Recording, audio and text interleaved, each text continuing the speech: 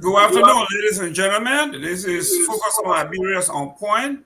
My name is Jerome Gaiman, your host, and with me, our great panelists today, my co-host Michael Patmore, our presidential candidate Benjamin Kofa Fener, 2023 hopeful, and we have representative from the Unity Party, Mr. Maurice Krumah. We are going to be discussing the issues. As you know, Liberia is hot political issues all over the place. It's called easy picking. You can pick any topic we will discuss it, but today it is hot.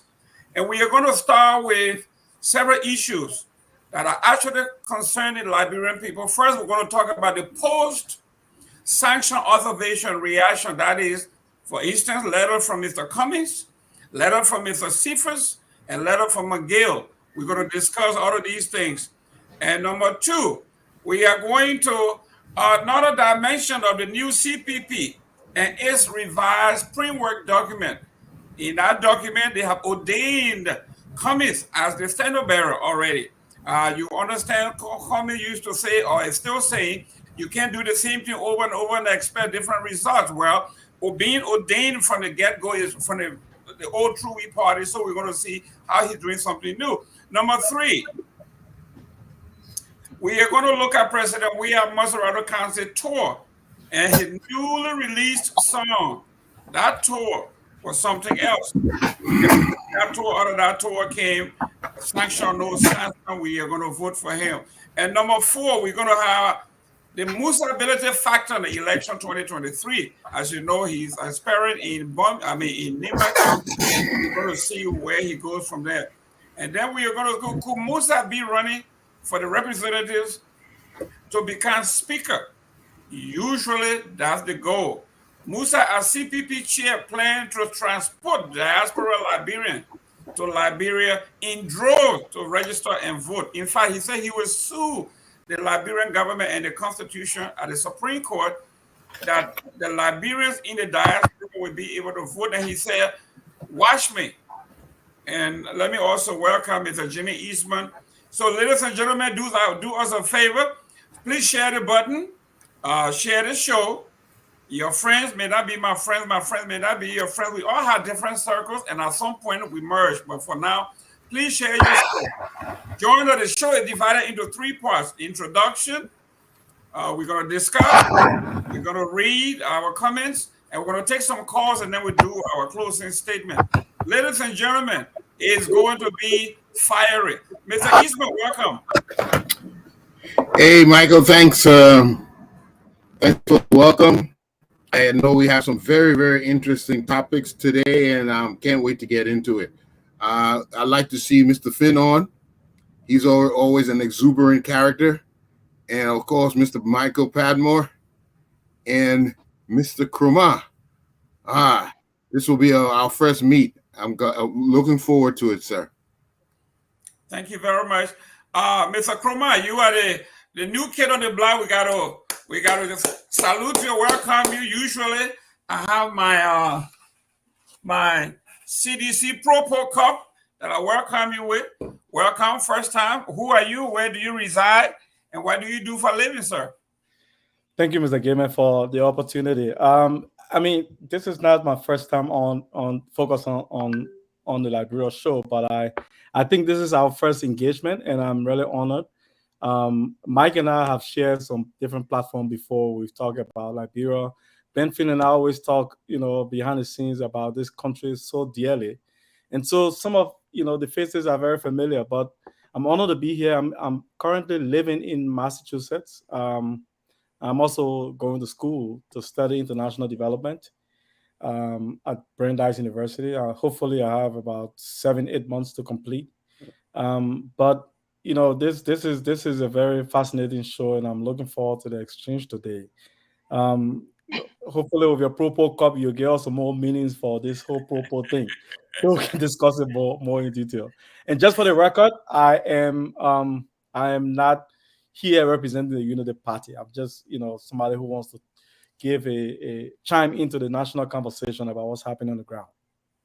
Thank you very much, Mr. Krumah. And for a disclaimer, whatever we say and we do here to be very frank with you, even though we have various interests with the exception of Mr. Fennell. He's the only person who is going to be speaking for himself. But what I say here, I'm not a representative of the unit, of the CDC.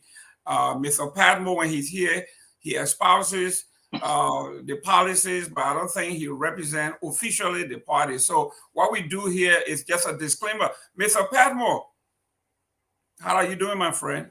I'm doing great, Jimmy. How are you? How are you all, gentlemen? Hope you guys are well. Hope your families are well. And I look forward to the conversation. Thank you. Mr. Fennell, thank you very much for coming back. Even though I've sent you several invitations, you came once. I sent you 7 invitations, so I'm glad at least you made 2. So this is great. Tell a little bit about yourself, where you're from and where you reside at this point, and what are the policies you are looking for? What are the new things you're trying to bring to the Liberian political space? Hello to everybody. To all of you guys on this show today, I want to say hello to every Liberian hearing the sound of my voice. Wherever you are in the world, I want to say good morning, good afternoon, good evening. It is always great to be here. To be on any show discussing Liberia. Like my friend said, for us, it is very important and it's very interesting at every time to discuss Liberia, because all of us on this show, our goal is the improvement of Liberia. So I'm happy to be here. The thing I want to say about myself, I'm an ordinary Liberian, ordinary guy. I was born in West Point, Monrovia, Liberia. Currently, I live in a great town called Seattle, and I work as a regional manager. And most time I don't like to make it about myself, because in Liberia there's one thing folks do. They try to advertise themselves, brand themselves, so people can take them as important. I emphasize what I call competence. There are lots of people who can have PhDs, they can have all the degrees, all the work experience, but they can still be incompetent. So I'm an ordinary guy, but the main thing I want to stress is history is made by ordinary folks doing extraordinary things. So I look forward to a very lively debate today. And please, guys, like I was here the last time, we were civil, we were respectful. I expect the same of that today, but I look forward to a very lively debate, because some of the issues that I outlined are kind of dear to my heart. So I'm very happy to be here, and I'm ready to go. Thank you very much. Thank you very much, ladies and gentlemen. As you know, today is the end of our 2nd year here.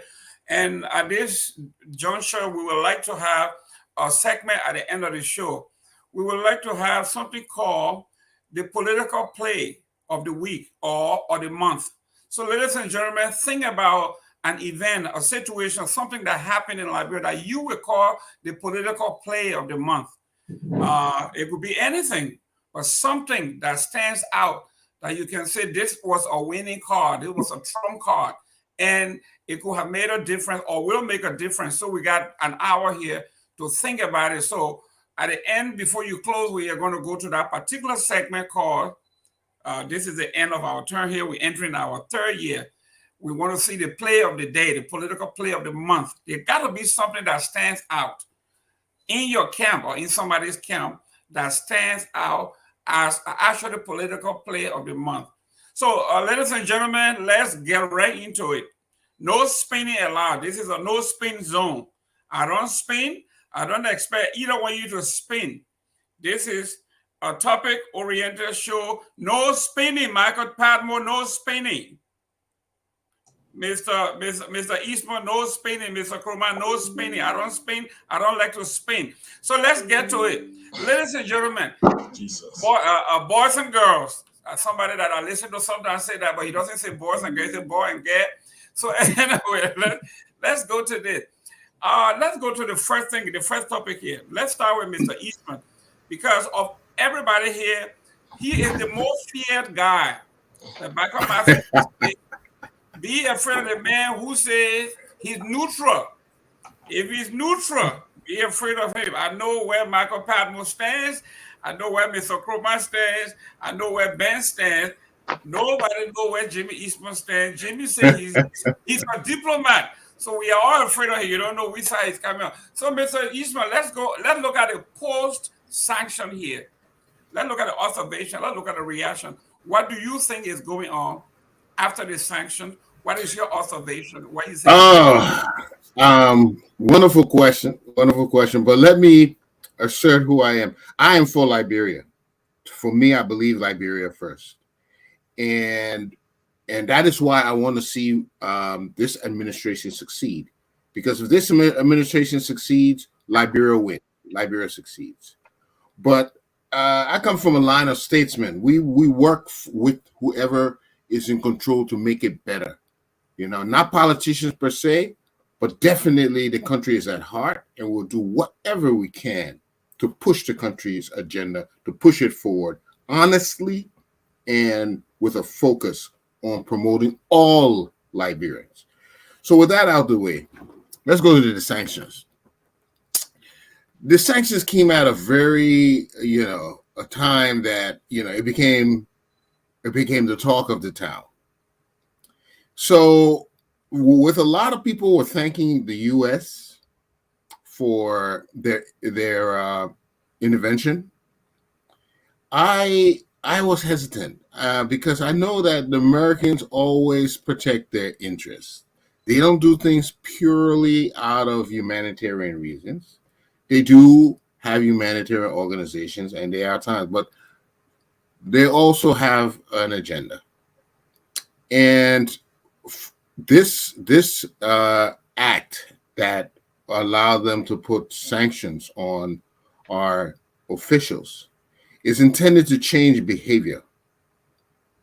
So I'd rather examine the behavior, the effectiveness of these sanctions. What will it do? You take the chief lieutenant out of the picture, this chief of staff, the most influential person after we are in the government, and you sanction him, sideline him. So now we're looking because everything was functioning through him. That had a kind of the whole administration had to regroup and take another direction. So what have we seen thus far? Well, we saw suspensions. We didn't see dismissals. We saw suspensions. And those suspensions, many call that they're not adequate enough.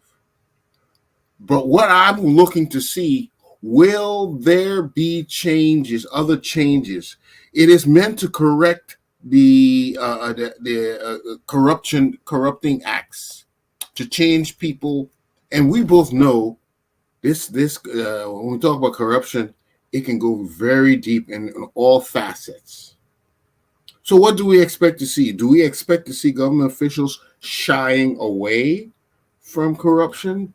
Do we expect now that the replacement, because I do believe there will be a replacement, do we expect the replacement to be more upholding when it comes to the rules and regulations? I think this is what I question, because we might just see more of the same. Because if it's endemic, if you don't change people's behavior overnight, there has to be some strong punitive actions against them. And now that everybody is kind of concerned, are they going to well back? And this is where the leadership of President Weah will be very important. Because if he takes a no play attitude, if he takes a position that this should not happen again, they will all straighten out. All of them. So it's really him that is going to be to show that whether these sanctions are effective or not. I was speaking, Jerome, I was speaking to some Americans who involved in Liberia. They influence the State Department. They influence White House decisions. And they said, Jimmy, let me just characterize Liberia for you. I said, okay. Liberia is one of the 10 poorest nations in the world by some chart, some evaluation.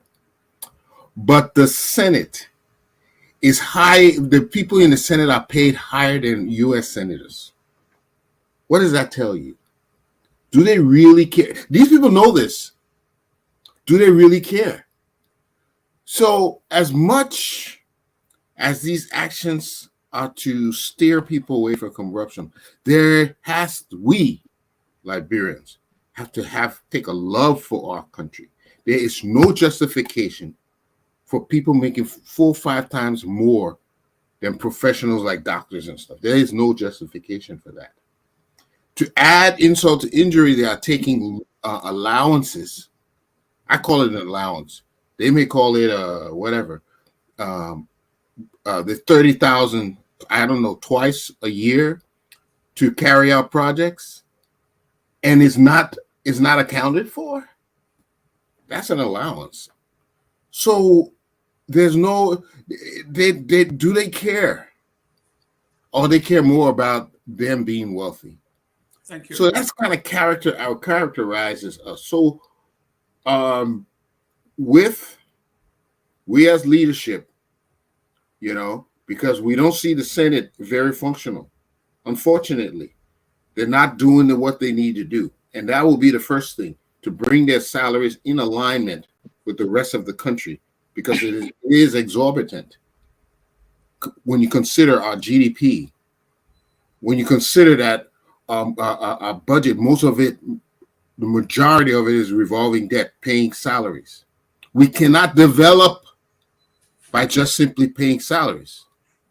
So this is the time for everybody to tie their belt, reduce their income, so that the money can be used for development, spur economic growth, give students a chance to develop, to go to school, to get professions, vocational, and then we can see, once we start lifting the economy, then you can start lifting salaries. Great. You can't do it the other way around. So we're looking to see the effect this will have, but I think it all depends on the standard bearer. Okay. And executive in chief. Mr. Krumah, you're the newest kid on the block, so we have to go to you. Actually, my son was admitted at Brandeis, but he chose. Yeah, he chose to go. He was admitted at Brandeis. He was admitted at 3 other schools in that area. And he chose to go to Clark because Clark wanted to do school. Yeah, he wanted to do global health. Okay. So he's finishing his master's in December, and we are very glad. But let's look at this. When I don't know how you guys are very young, but when we were growing up, the old days, they made civic mandatory for every student from ABC to 12th grade. That meant that they taught us that the responsibility of statehood begins in the family. So if you did well at home, in your church, in your fraternity, in your sorority, most likely you will do well in leadership. That is no longer the case. So what we are saying here is, Pat Moore, Mr. Eastman, Ben, yourself, you have had some issue with your own family members. Okay, you send them to the market to buy ice. You give them $5. They go and skim off few things here. They go and buy ice for $4, and then they don't bring the change. That is corruption. Nobody go into government and become corrupt. The government in Liberia or government everywhere, we are a Republican form of government where we elect people that talk and walk like us, people who are like us. We elect one of our own to represent us. So what does that say about us when our representatives are not men and women of courage, of ethics, and they go in there and delve and dive and wallow into the same thing we've been talking about over and over? Does the U.S. put in sanction on a few guys in the executive that maybe in a few years they will be gone? The problem still remains. How do you see that? What is your observation on the corruption, the sanction, and how to alleviate that? Thank you again for having me on the show. I think part of the issue that Mr. Eastman talked about, I want to veer off a different route, just based on this corruption thing, because I worked for the Liberian government before. I served 6 years under President Sirleaf as a technical person, never, not appointed. I worked in Liberia 6 years as a Minister of Finance, in the development planning division. And part of our work was to, develop a long-term plan for the country. That allows some of us to go in the interior of the country, all around 154 districts, to talk to different Liberians about what the vision was for the country when long term, 15, 20 years. What were the thoughts about the country? It's interesting that some of that report is still out there, but Liberians have not read it. It's very interesting information we obtained from, ordinary people that were farmers, marketers, high school students, youth, different group of people. And some of them were expressing their concern about the origin of the state. The beginning of the state itself is what caused us to be where we are. If we talk about corruption and we talk about, the moral fabric of the society broken, all of that is from the way the state started. And I'm not saying it to, put one group of people against the other people as far as Congo native. I'm not saying that. I'm saying just the way the state began. It began in, the settlers coming in and saying, we want this X amount of land, how that land transaction happened between, the people that sold the land versus the people that bought it, how the constitution was written, how they envisioned the country for themselves, the settlers. All of that contributed to what we have today. And you are right when you talk about civics.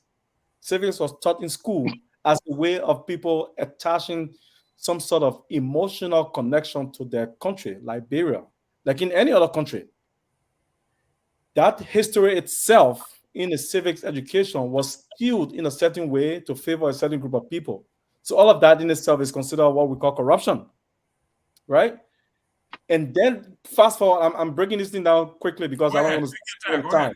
Yes. Fast forward to 1980 when President Doe took over the country, there was this national, anthem all across the country about Native woman born soldier, Congo woman born, whatever they call it at the time. Those things were precursors to what led us to where we are. People felt entitled. Now is our time. Now is our time to take charge. Those people took charge and they did what they had to do. President Doe came to power. He and his kingsmen thought it was the time. They, enriched themselves. It led to the conflict. People came and said, we want to redeem ourselves. There was a warring faction squarely on tribal line. There were different, group of people defending different counties. All of that led to where we are when we have a President Sirleaf who becomes president of the country. She contributed significantly to try to improve the country because she participated in the conflict itself. So she didn't have the moral authority to address some of the issues that were happening in the country. President Weah, in my opinion, had the best opportunity. He came slick clean to address some of these issues. Unfortunately, President Weah brought people along around him that had no idea how to fix some of these things and how to address some of them. When it came in 2017, most of the folks I sat down in the transitional meeting with, I can point fingers to them because I sat down into some of those meetings. They were asking questions about which ministry has the most potent and opportunity for people to get money. They were asking questions about how the budget process can happen for somebody to get money to put in a pocket.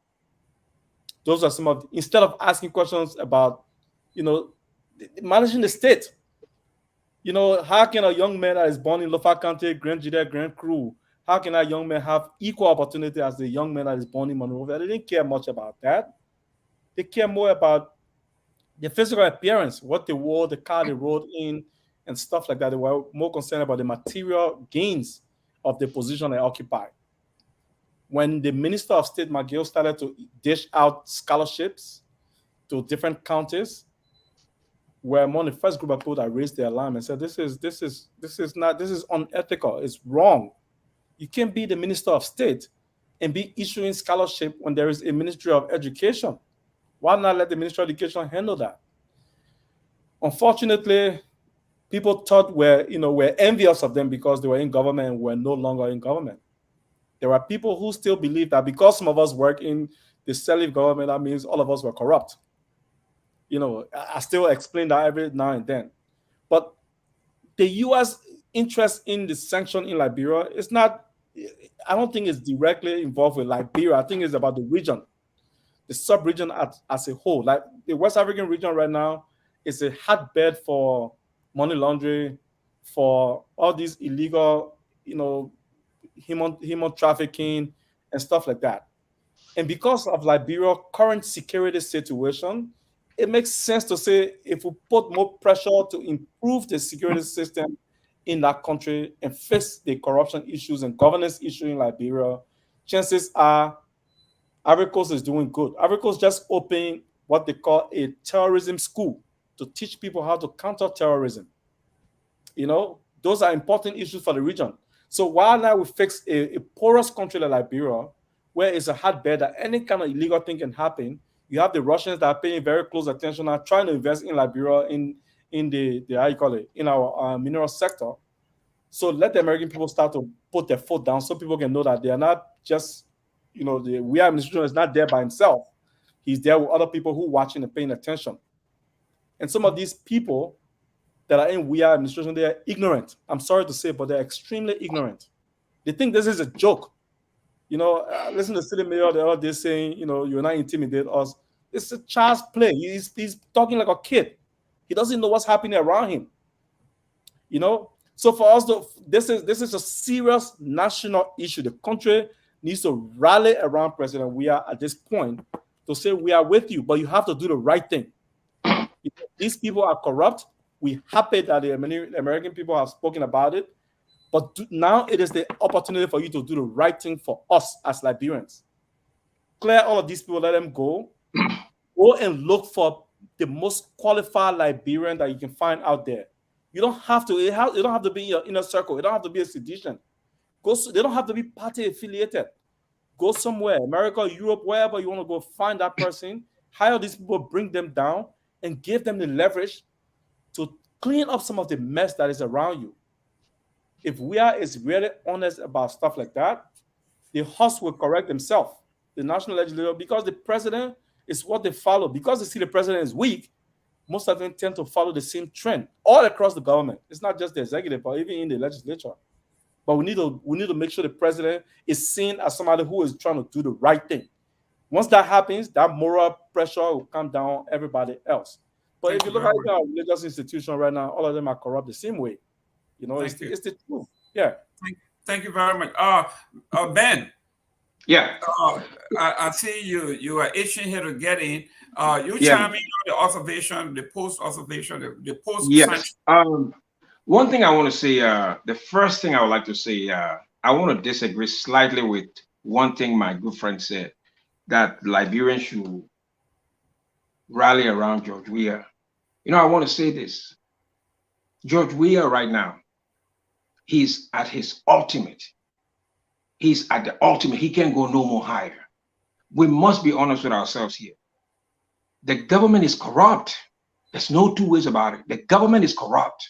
You know, George Weah cannot fix this. He cannot. He don't have the capacity. He don't have the ability to fix it. We must be honest. I mean, there is no way we can go to George Weah to solve what's going on right now. You know, we'll just be going around in weeds. But let me just go to my point. Post-sanction observation. This is what I notice as a whole. Number one, the CDC administration panicked, meaning they have not exhibited the capacity to handle crisis. Let me tell you why I say that. Number one, we saw what we call suspension. Within the suspension, we heard of investigation. We heard no frameworks in terms of what the investigation would look like. We heard of no timeline of how long the investigation would take. We heard of no action to kind of get pieces of evidence. So this just tells me that this administration lacks the capacity to govern. We must be honest with ourselves. They have not exhibited anything that would convince me that they can resolve what's happening right now. And let me tell you one interesting part. Look at the reaction of the people who were sanctioned. McGill, McGill and Miss Cephas. Cephas, it seems like they have the same lawyer. Look at your reaction. Cut and paste.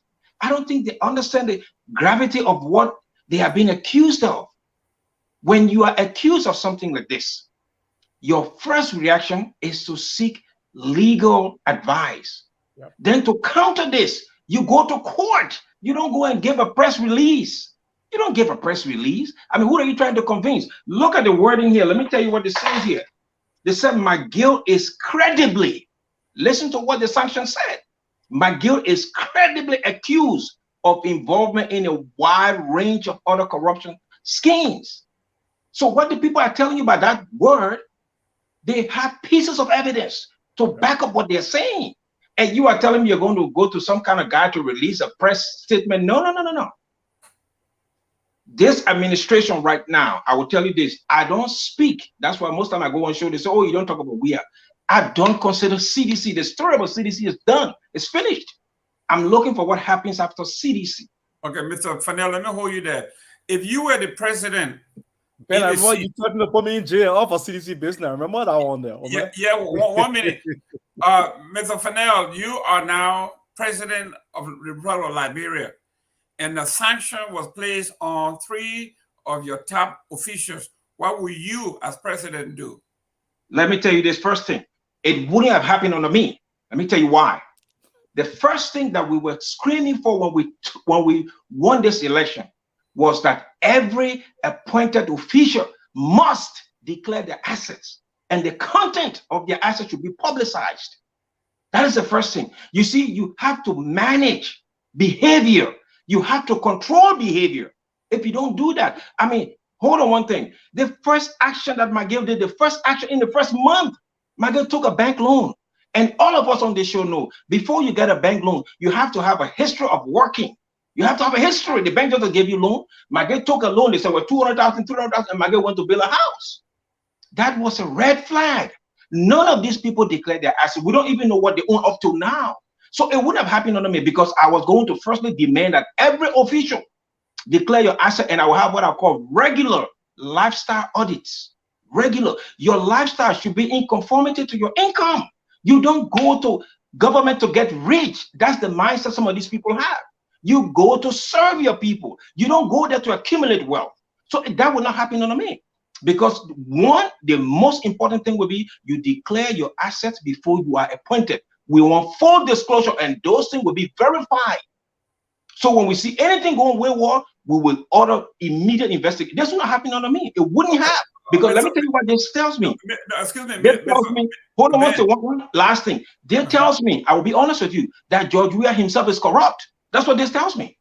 That's a clear indication. I mean, we shouldn't mince our words. This tells me that George Weah himself is. This is the chief of staff.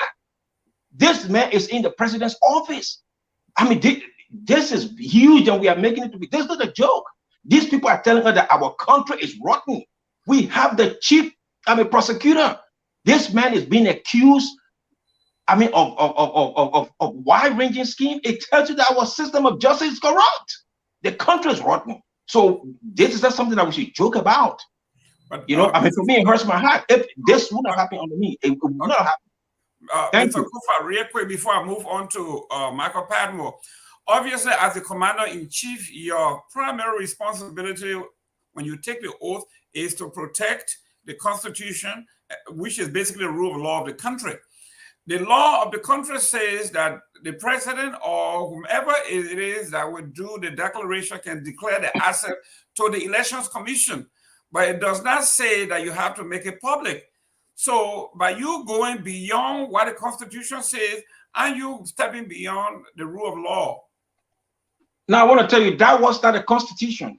That was a crooked law that was fashioned by Ellen Johnson Sirleaf. I wrote an article against that law. It's Ellen that made that law. Ellen made that law. That's not part of our constitution. She made that law, and this is what she did. Let me tell you what she did. When she made that law, in the same month, she declared her asset and she revealed the content, because she knew that there were a lot of crooks who were not going to do that. So even though she made that law, she declared her assets and she reviewed and she reviewed the contents of it. All I'm telling you is, you see, the country is broken. And if we want change in that country, we must be honest. We must be frank. We must be brave to tell our friends the truth. We must be brave to do that. I mean, what is happening here is like an international disgrace. I mean, Liberia has been condemned, and we must be brave to tell our friends that what they're doing, I mean, is totally wrong. Mr. Padmore, we are here. We are talking about sanction, the post, and the reaction to the sanction. Mr. Kofa is talking about the country being broken. We know that we are a nation of law and are men.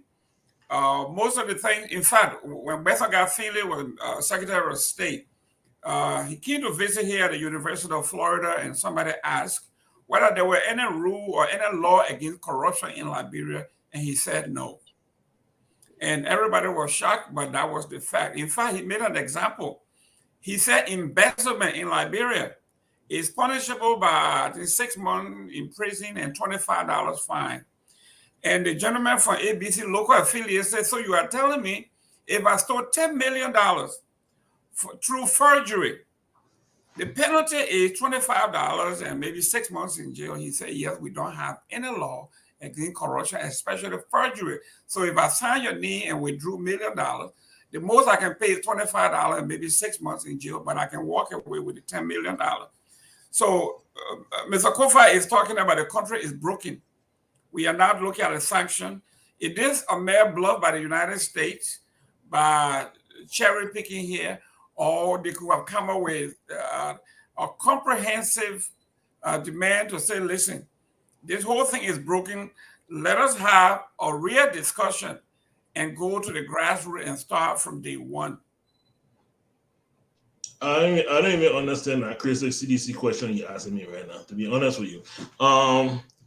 Here's the thing. Look, first of all, we saw, let me go to the crux of the matter. First of all, after the sanctions were placed, we saw George Weah take a one-on-one meeting with the U.S. ambassador. And our Buga president, who is always happy, who is always joyful, who is always dancing, he came outside and the whole Liberia saw his face. Because in that meeting, the truth was revealed to him. Diplomatically, obviously, they will not make that public right now, but George Weah knows. We also saw LU students come out. They protested, I think, for the whole day. And after they were done, they were given food to eat. Those are all behavior modifications, because I can tell you what happened before the sanctions. Those are all behavior modifications we are seeing. We also saw the president complete a counter tour and not give anybody $5. People only came out and asked him to do things, and he said, we'll look at it. The previous counter tours, they were traveling with money, and money were being dished out. Scholarships were being dished out. We haven't seen that since the sanctions. Okay? Nobody washing a car with champagne anymore. Okay? So we are seeing behavior now. Everybody is on the alert that they are being washed. And so every single government official right now is playing it close to their chest. But I listened to Ben here.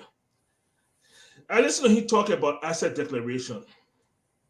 But when I look in the CDC framework, which is the PAPD, there was nothing there but asset declaration in publication. Ben and others were the framework of that document. What did you expect to happen? You know, it frustrates me when I hear Ben talk. Let me be honest with you, because we all knew who George Weah was. This is no surprise. We all knew that you guys were bringing to us a paper tiger. We were screaming at the top of our lungs that this is going to cripple Liberia. You guys, for some reason, felt you could control your paper tiger. Now he's on the loose. And now you're shouting. What are you shouting for? This is what you brought to us. Why are you shouting? It is extremely frustrating. I will leave my response short because I noticed that were all kind of prolonged. And I noticed that we have 5 on here today. So if we all make these long statements, we won't get all our things in. So real quick, urge my people to do the same. Okay, Mr. Ben, real quick, then we're going to the letter from Cummings. Go ahead. Yeah, you see, when Padmo speaks like this, it betrays his hyper and partisanship. You see, behavior in every society is controlled by the enforcement of law and order. I will tell you this, no matter what, Ellen was bad, but you look at under her, there were lots of audits done. Even though some of the recommendations that were spelled out, didn't get done, but there were lots and lots of audits done. What we are saying is that in the United States, there are very bad people here. But when you are caught, there's a system that holds you accountable. We have semblance of that in Liberia. So you can say, oh, I assume this guy will steal tomorrow, so we won't give him a position.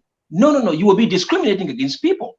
You gave people job, responsibility with expectation. And when they break the law, there is a system of justice that holds them accountable. So nobody expects Jowiya to go and steal. Nobody expects that. But when Jowiya steals, we expect that Liberia have a system of law that will hold Jowiya accountable. If we don't see that, then we can raise our voice and say, well, what Jowiya did is wrong. But you cannot tell me that you expect Jowiya to steal tomorrow so you won't give him a job. No. And I will tell you this, George Weah needed nothing to be in round 2 in Liberia. Jowiya didn't even need to campaign to be in round 2 in Liberia. So you cannot tell me about Ben. I didn't stand in line to vote. What I'm telling you is George Weah needed nothing. The Liberian people thought it was time for a change. We advocated for a change. So if George Weah comes in and breaks the law, we too will advocate that George Weah be held accountable. So I think you should be proud of me, rather. Thank you. Thank you very much. Mr. Padmore, since this is a part of your playbook, you have to defend this letter here. Talk to me about this letter that you guys put together for Mr. Cummings.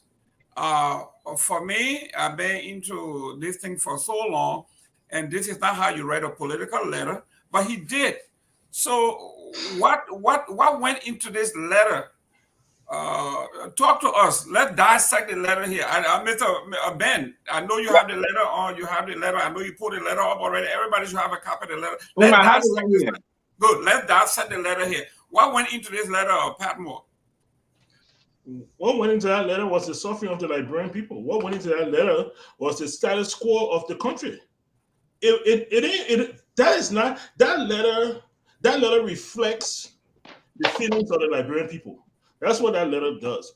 Any conscious Liberian right now reading that letter understands that letter and agrees with that letter, that we have issues in the country. Some people even argue that letter is too short. Some people might even add to that list.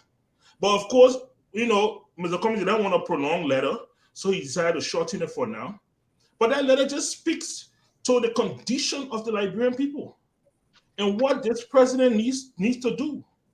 A lot of people feel that, because Mr. Cummings is running for president, so he should not offer up suggestions to the current president. No, as a citizen, as a patriot, you don't do that.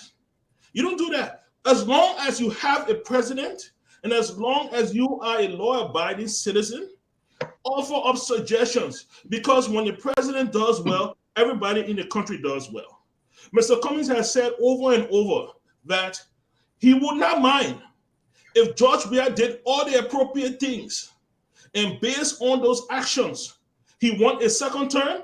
He will be totally fine with that, because it means that all of Liberia will do better. And he stands by that. And that's what this letter reflects, sir. Mr. Padmore, excuse me, Mr. Eastman. In politics, when you are going for the jugular, and I learned it from back of my field, you do not give the person any means to take a breath. When you put in that chokehold on, you make sure the person don't breathe. You cut off all the airway. The objective here is to have the person knocked out. Now, as an administrator, as a CEO, if your opposition saying you should fire, suspension is not enough.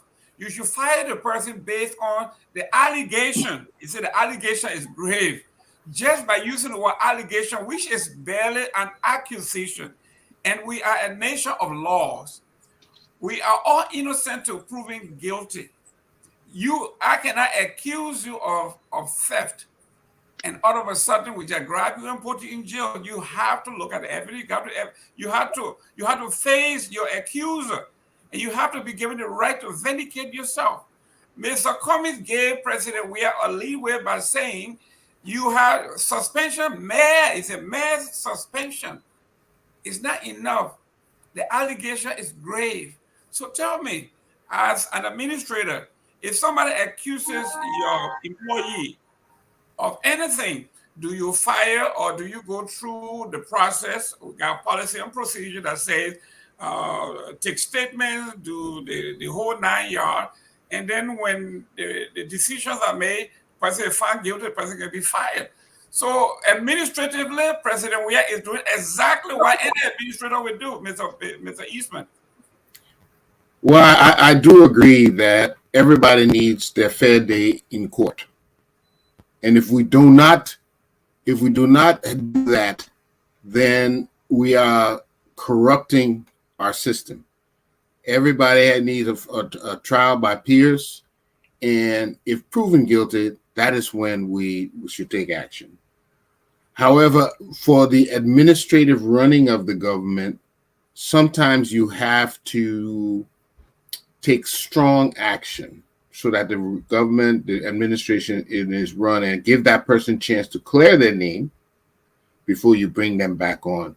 But because of our platform, and we know it's a platform that we'd like to share the truth, there are a couple of things I want to bring out. When Mr. Finn alluded to that, the law that Ellen brought. The government on Liberia on June 20th, 2014, by an act of legislature, prescribed a national code of conduct for all public officials and employees of the government of the Republic of Liberia, in line with the 1986 constitutional requirement to curb certain vices which are inimical to the economic and social well-being of our common patrimony. So the legislation of a national code, after 28 years since the coming into the force of the Liberian Constitution, Mr. Finn, finally created a legal framework through which the conduct of public officials could be monitored, examined, and punished in relation to the use and management of public resources. In Part 10 of that code, it is required that every public official, employee of government involved in making decisions affecting contracting, tendering, or procurement and issuance of licenses of various signed performance or financial bonds, and in addition, declare his or her income, assets, and liabilities prior to taking office thereafter. At the end of every 3 years, on promotion or progression from one level to another, upon transfer to another public office, and upon retirement, resignation, and termination. Our laws are good. And if you look at the laws of Liberia, they have always been good. It's execution. And that's why I also disagree a little bit with Mr. Krumah.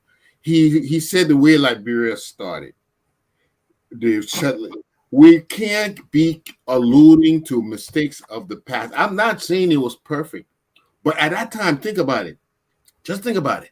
What was the playbook for people to go from one place to another? We saw the European, what they did in America. We saw the Spaniards, what they did, and the Portuguese, what they did is in South America and Central America.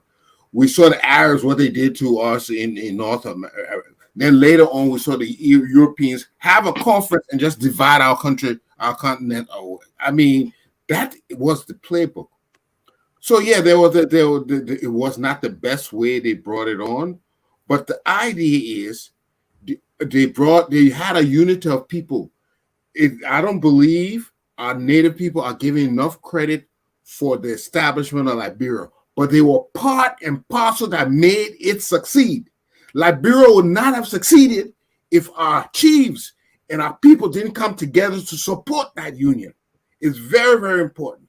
Now, we have laws and people violate laws, and that is where the problem lies.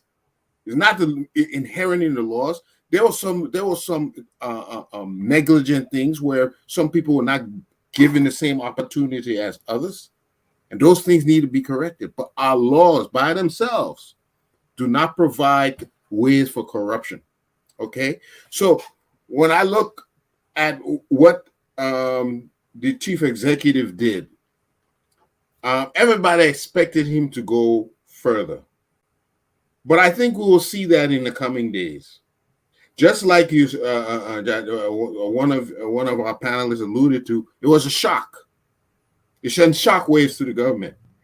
But I'm looking, they may be lulled back into the same behavior unless leadership isn't taking, because it is so endemic in the system. It's not going to, it didn't stop right away. They will find other ways. And so everybody's sitting back to see what will happen. But our laws have to be executed.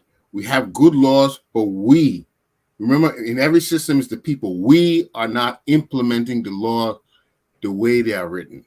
And that's where our problem comes from. Great.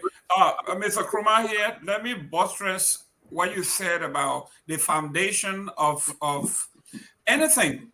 If the foundation is crooked, I don't care how you design the building, it's going to be crooked. So I agree with you, Pat. I mean, wholeheartedly that the foundation is crooked. And Mr.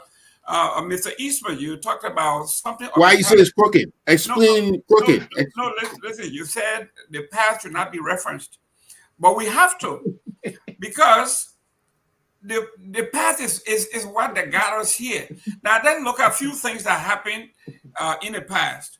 Let's look at the Stocktons that we are talking about, by putting gun to the head of these chiefs and say, listen, if you don't give me this, I am going to blow your head and all of that. Now, let's look at the crew. Let's look at the Southtown War, what the U.S. Navy did to that. Let's look at the Bandi War. Let's look at the execution of the 78 crowd chiefs in Sino at a peace conference. Those people were summarily they were executed. So we are talking about a foundation that is deeply flawed here. And for us to, if we really want to actually straighten this country, then we have to go to the very foundation that made it crooked and say, maybe it's time for us to have a town hall meeting where we can actually sit here and say, this was flawedly put together. We need to actually redo this. Mr. Kofa, real quick then. Just before Mr. Kofa come in, some of us come from the ghetto. Some of us come from very poor people, never been educated, but we rise above and come to a place of a prominence. Your beginning doesn't determine your end, Mr. Gaiman. Regardless of what happened, your actions determine your end. Yeah, Mr. Eastman, real quick before I go to Kofa, the argument you're making here, I've heard it here between the black and the white folks. When the white folk are telling the African Americans, even though your parents were slaves, your great-grandparents, you are no longer slaves, just rise up and go, and you can make it. That's the argument making here. I'm coming to you, Krumah, Mr. Ben. You say you want to make a point of correction. Yeah. No. I just wanted to stress that the first thing that the letter from the ANC is literally a disgrace. And that's not for that minute talk, man. We thought you wanted to object. Why you want to come up for the Yeah. I honestly thought you were coming to the please. Please be stable. Go ahead. You got 1 minute. Number one, the letter from the ANC is a disgrace. Why your letter? I mean, the wording, they are like elementary. That's number one. The ideas that it is trying to convey, they are like opaque. Number two, and it would have had legitimacy if the ANC had publicized their their ideas for fighting public, corruption. As we speak right now, all of us here, there is no framework anywhere for the ANC in terms of fighting public, corruption. Great. Mr. Kroma. Mr. Cummings has no legitimacy, absolutely zero. I have to answer this man. No, we're not going to go Mr. Cummings. Thank you. Mr. Kroma. Mr. Kroma. Yeah. So I wanted to go back, and I'm glad, Mr. Gaiman, that you corrected some of the point to Mr. Eastman, because I wanted to go back to that same point, but I would jump over because of time. I don't want to, belittle the conversation. The point also that I wanted to make, that you and Ben made, that the president cannot fire those people until they are given their time in court, to me is a false flat on any justification whatsoever, because the Constitution gives the president the authority to hire and fire at will. So you serve at the will and pleasure of the president. When the president decides that, you know what, I'm tired of having you as my minister, he will fire you tomorrow with no justification and nobody can ask anything. The president has that authority.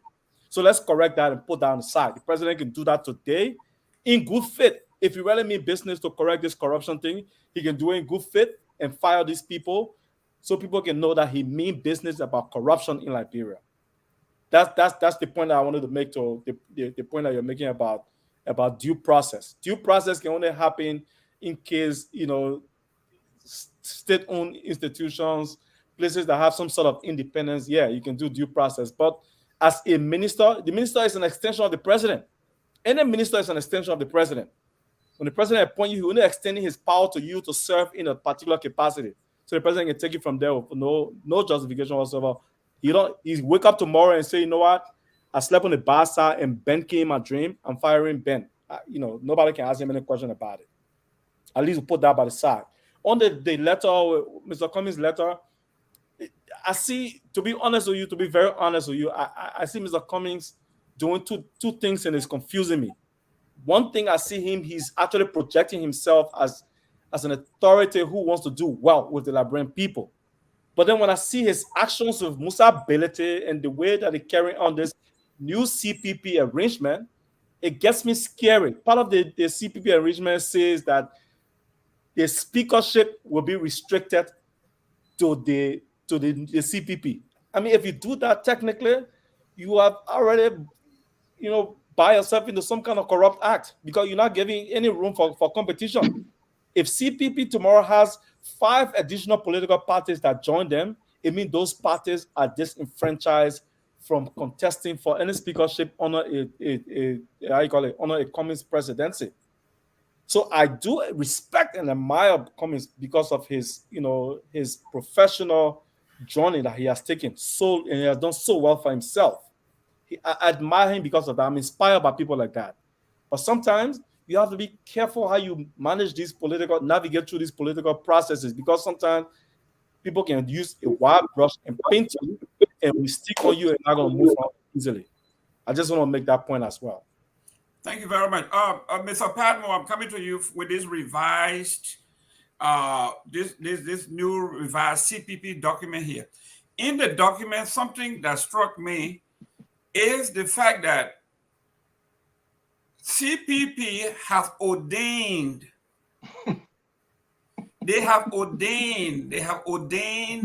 Cummings.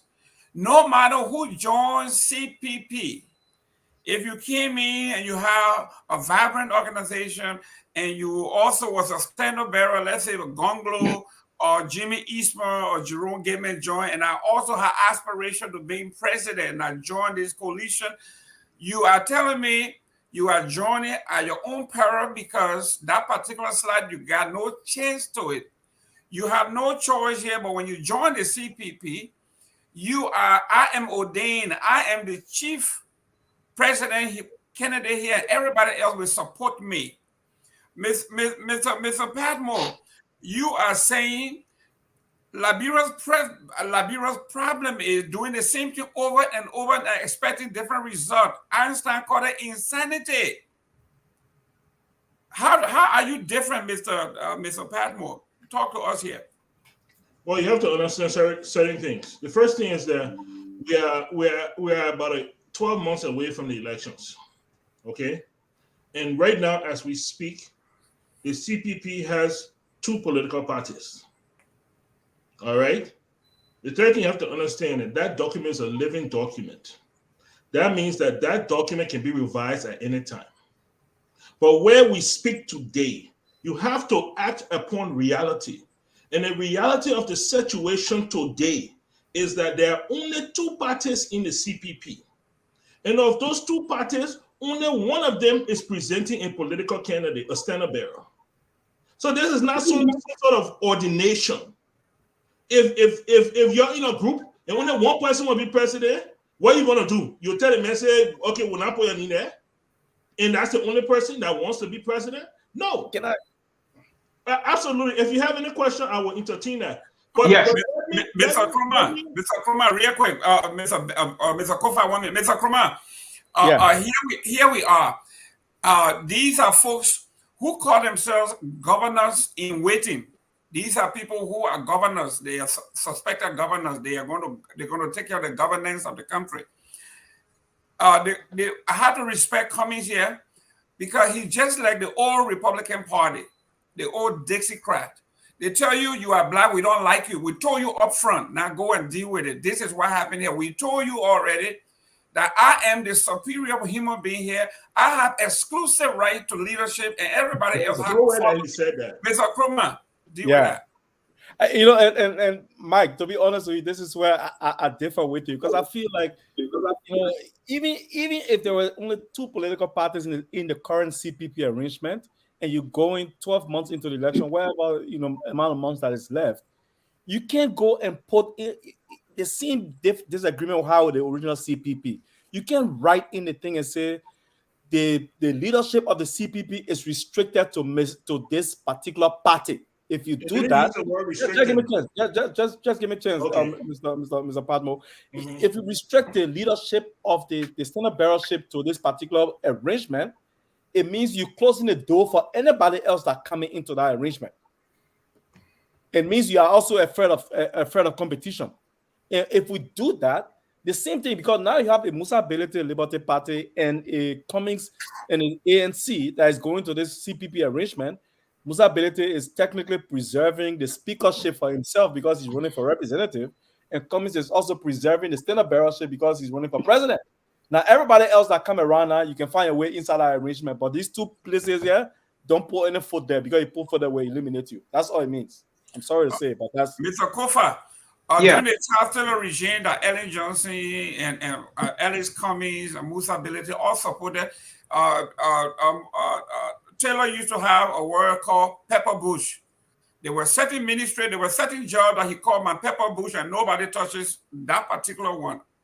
Now, here we are. The mayor have made it clear that certain positions are no-go zone. Yeah, touch on that. Yeah, you know, Mr. Padmo is being disingenuous. He should be honest. Just a few weeks ago, Cummings went on SKTV. I can send you guys that blurb, where Cummings professed to the world.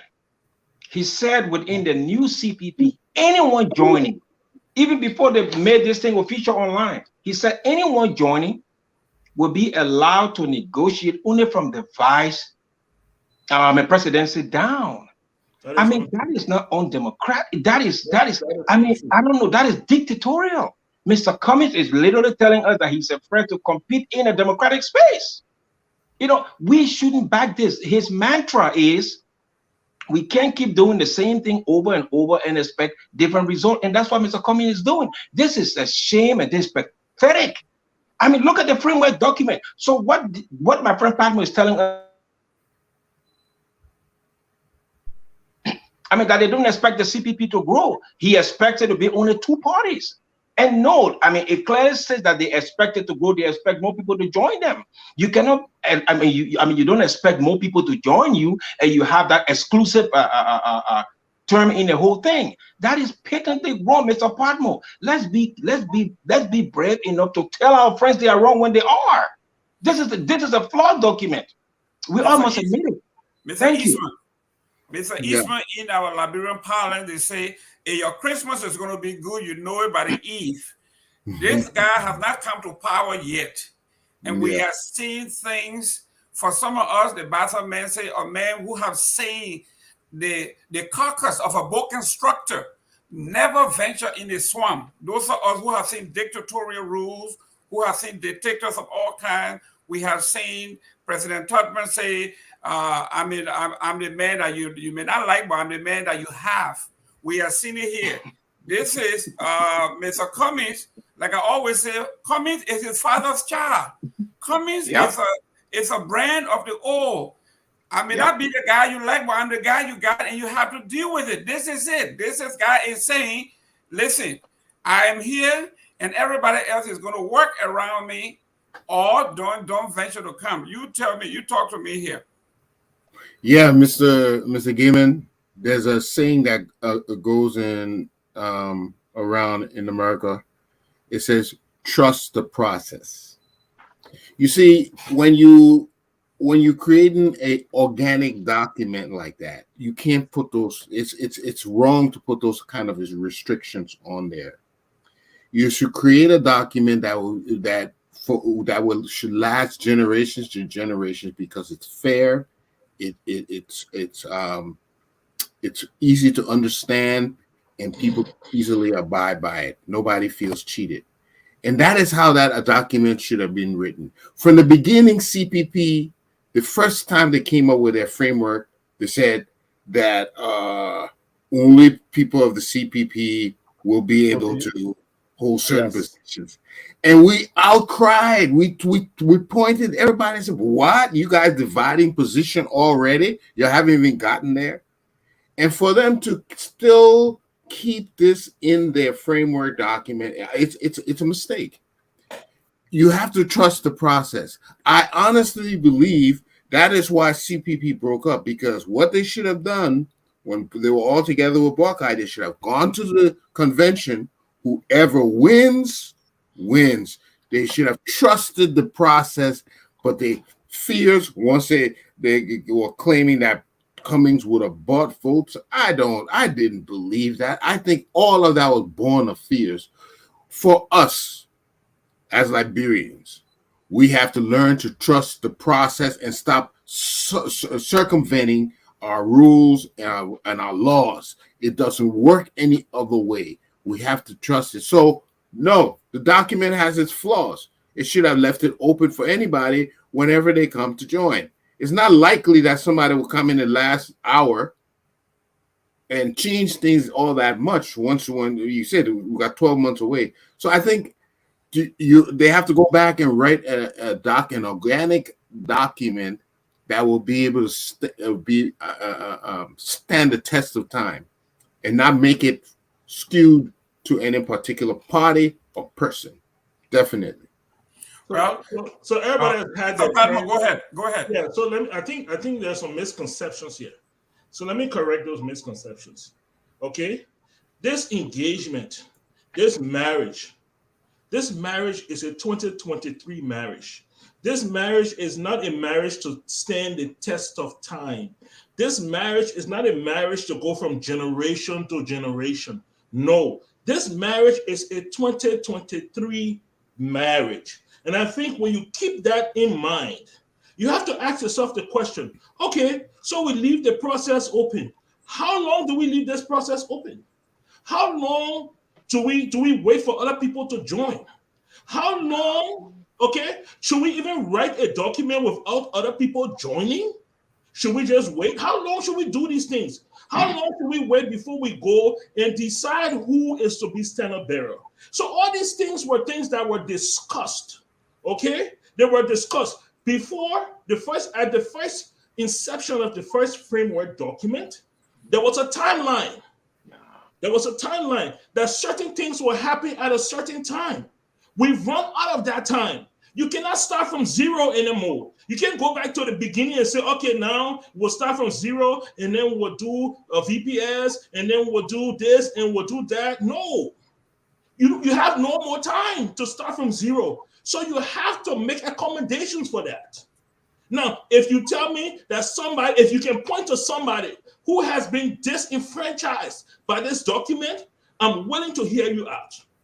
But so far, from both parties that are involved, nobody seems to be complaining about being disenfranchised. Okay? Then I tell you again, let me reiterate. This is a living document. That means that it can be changed. But you cannot, right now, at this point in the political season, sit down and try to give time. Time for what? You will run out of time.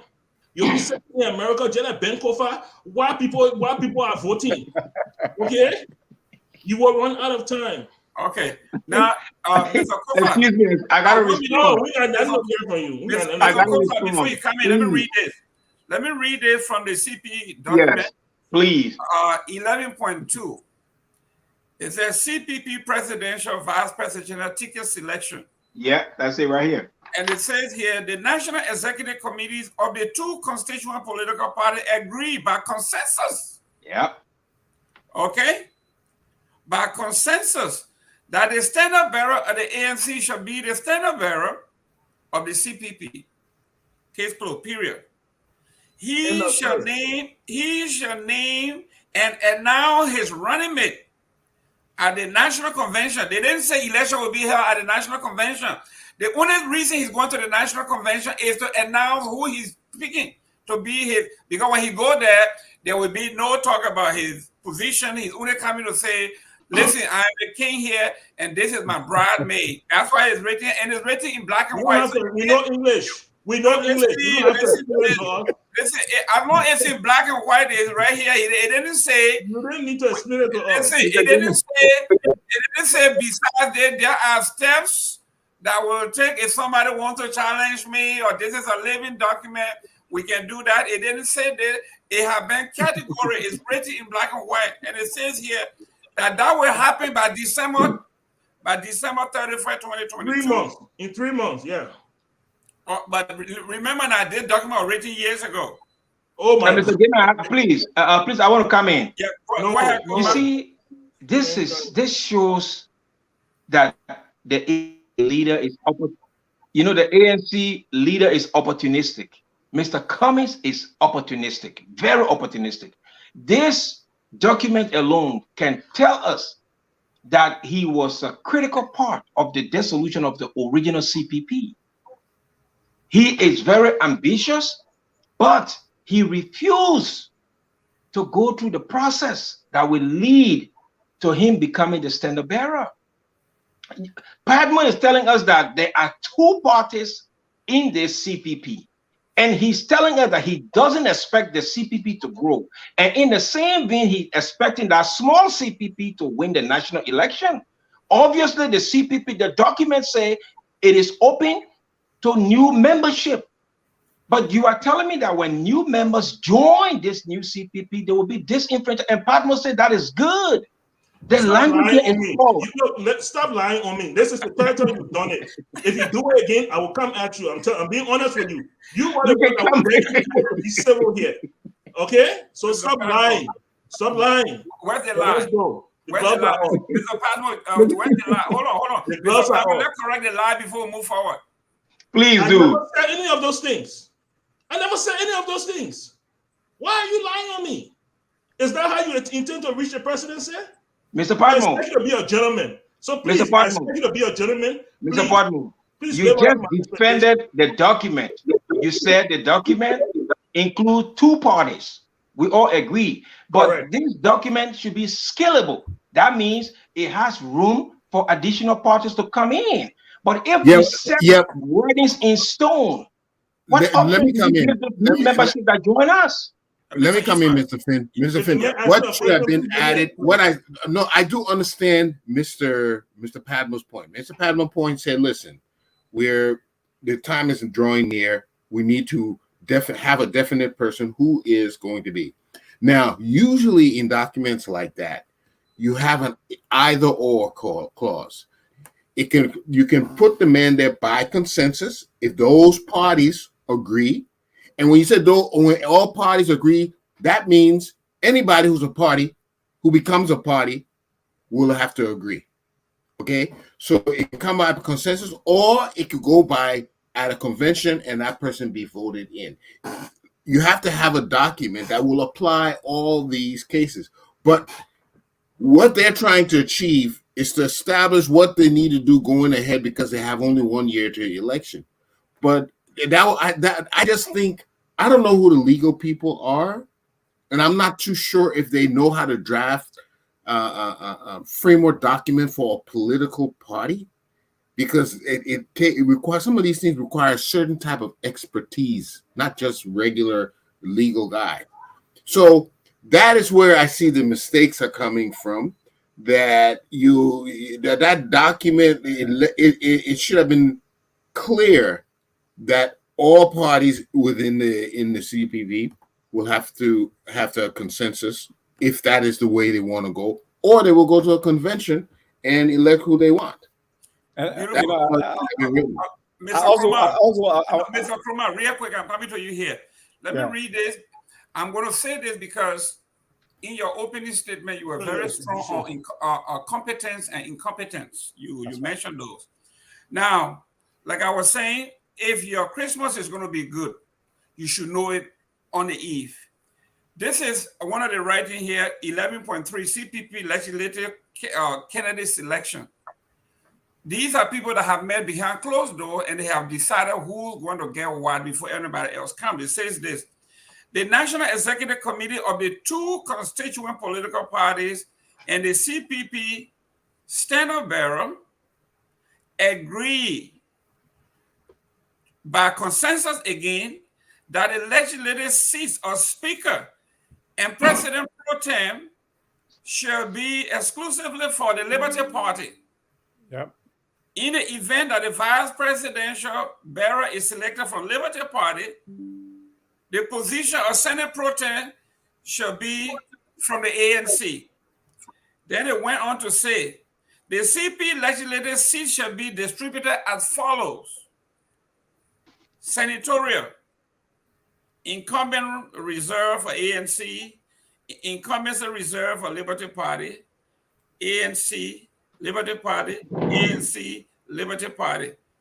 They said, other constituent and affiliate members, they are restricted to 2 seats, barring they cannot touch the Speaker, the President pro tem, Vice President. They are only, everybody who joined, they got only 2 slots remaining for everybody. Then it says here, in the House of Representatives, incumbency, ANC, incumbency reserve, Liberty Party, ANC, Liberty Party, other constituent affiliation, total of the 103, 13. So when you are talking about competency, these are folks, when you are running government, we say we want competence. You got to be better than the guys who are there now. These guys have no pressure. They are sitting on the sideline. They can write anything they want to write. They can take their time. We heard they got the most educated group, the most expertise, the most everything. This is the people this is the party they are selling. This is the image. And now here we are. From the beginning, they are writing a document that constitutionally we're not even hold in the court of law. That's not true. Where I, as an individual, I should have freedom of association, a freedom of movement, and you are limiting my freedom of choice by force. Discuss that, Mr. Krumah. So, I mean, thank you for bringing it up. I was going to speak to that as well, because somebody's line is open. The position just based on the current arrangement, they should have opened up option for those that are coming in to compete. So if you say, well, the standard bearer, the speakership, will reserve it for certain political parties. If Party X join us in the future before the convention, then we'll give them an opportunity to compete. Yeah. Whatever it is, when they compete, whoever wins, so be it. But if you come, from the gate and say, well, the incumbent that are there right now will reserve their position, will protect their positions. No. You're basically telling us that the current slate of representatives and senators, even if they are the worst in the world, you will maintain them. Even if they are corrupt, you will maintain them. Even if they have not done anything in the last 6 years as senators and representatives, you will maintain them because of your arrangement that you're having currently. And we know that among our current opposition lawmakers and representatives and senators, we know some of them are corrupt. We know some of them have been very quiet on the issues that have been happening. The American people have imposed sanctions. Not a single senator or representative say, you know what, let's summon the executive branch of government to find out what's happening with this corruption thing happening in our country. This is where they stand their role and say, you know what, let's have some sort of investigation because the country character is on the line. The entire world, look at Liberia, 3 prominent people in our government have been sanctioned by the U.S. government. And the legislature care less. They haven't said anything about it. They haven't said anything. Not a word. And this is not a single word. And then you have an arrangement, a political arrangement between Cummings and the Liberty Party, Musa Berete's side, and they're still trying to protect some kind of position for themselves. So then where is the new Liberia you want to take us to? This is where I get confused and I give up on the country. Because the bunch we have right now, they're not doing any better. The ones that are coming, even with our education, it seems that we're still selfish. We're still in this mindset of entitlement. I mean, what's in it for me? Let me get what's in it for me, and then the rest of it we'll talk on and we'll talk on. Well, the culture, we need to change that culture. It has to change. I'm sorry, but it has to change. Go ahead, Pablo. So I think there's great confusion here. Okay, so let's understand something. The Speaker of the House is voted by the members of the House. Right. No president makes that decision. No political party makes that decision. The Speaker of the House is selected and voted and elected by the members of the House. If the CPP does not have a majority after this, they're not going to have the Speaker of the House. So why they put that there, Mr. Padmo? What it's trying to say is that, that's what it's trying to say, is that after the elections, right, there are various people that aspire for that position. What they're trying to say is that that position will not be conflicted. That means that right now the CPP, as it is created and confined today, a member of the ANC that is a representative of the ANC will not contest against whoever is selected by the Liberty Party. It means that the ANC will support whoever the Liberty Party selects to run for that position. Because when you are in a marriage, you support what the other person does, and they support what you do. It doesn't mean that you always agree. We all have spouses. But do you have to document that in a framework document? You do that so there's no confusion down the road. You do that for security. In a complex political environment like ours, people believe that the reason why the first CPP fell apart because things weren't documented precisely, and everybody expected things to just roll on. So learning from that, people said, no. This time, let's document. And so then everybody know where they stand. So that has been the crux of the matter. Okay, so I think this is a confusion. It's a misunderstanding. It is the same thing with the seats. It is Reggie Hammond. Is that certain counties, ANC will vow for certain counties, and Liberty Party will not put up a candidate for those counties or for those districts. And in certain districts, Liberty Party will put out a candidate, and the ANC will not counter that with another candidate to split the vote. That's all this is saying. This is not some a wartime or we tell what the government now let's divide it. No, that's not what this means. Mr. Padmo, let me ask you this question. Mr. Padmo, no, Mr. Padmo, yes, wouldn't that be more concerning with you just preserving the seat and not the quality of the person occupying the seat? I thought the arrangement was to wait. I thought the arrangement was to fix a new Liberia with competent people. But if you're saying, Liberty Party, if we start distributing the seats just based on Liberty Party and ANC interest, it means regardless of who in the seat, it don't matter. We're not putting nobody against them. We just preserve that seat because that person is there. We are in a marriage. Correct me if I'm wrong. No, you are half right and half wrong. So you are right that we will not. Yes, you are right. Will not contest the seat. It doesn't mean that if you just bring John Brown from on the street, if you bring a qualified known rogue to us, that will just say, okay, no, we'll hold you in the back and say, this guy you bring in, you need to go and change him and bring somebody else. Because our ANC members that we know, they will not support this guy. Let me give you an example, right? Okay, but then how come you didn't put that in the document to say, okay, if this position is a position where that is occupied by a qualified new role, we will make sure we go to some kind of convention and we'll not compete convention. for the seat. I didn't say convention. I didn't say convention. Whatever way. Okay. Mr. Padmore. Yes. Mr. Padmore. Kofa want to say something. Well, I'm coming before I go to Kofa. Let me read it 1 minute. It says here too, no aspiring from the constituent or affiliate member who does not win the party's internal selection shall be encouraged to run as independent.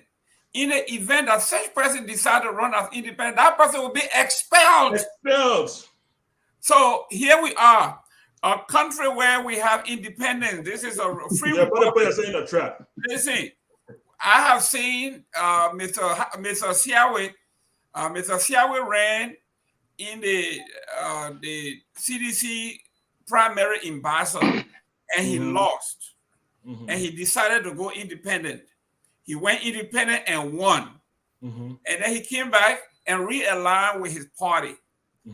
CDC did not expel him and say, you are no longer going to be involved in politics because you went and exercise your franchise. Yeah, Mr. Kofa, go ahead. Why you asking that? You asking me or you asking Kofa? No, Kofa want to. No, I'm the one answering that. You see, but sir, you didn't know the answer? No, excuse me. Excuse me, sir. You see, I was going to talk you, man. The first thing I want to say is that Mr.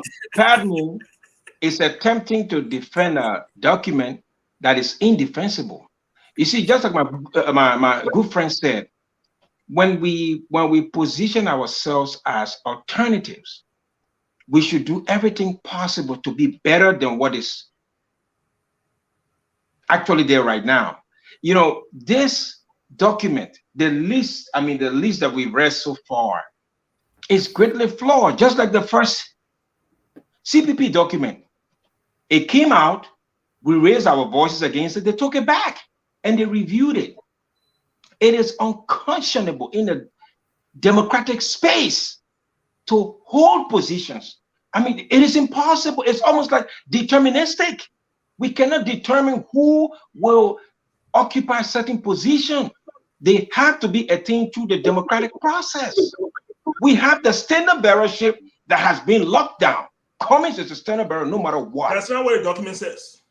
Yes. That alone is patently undemocratic. Is that what my good friend here should be ashamed to defend such document. He should be ashamed of himself. So everything we're saying here, playing with words, this and this, the document is flawed. We would suggest that they retrieve this document and revise it because it is flawed. We have to be honest with you guys. Thank you, Mr. President. Great. Now let's go to number 4 here. Let's go to number 3.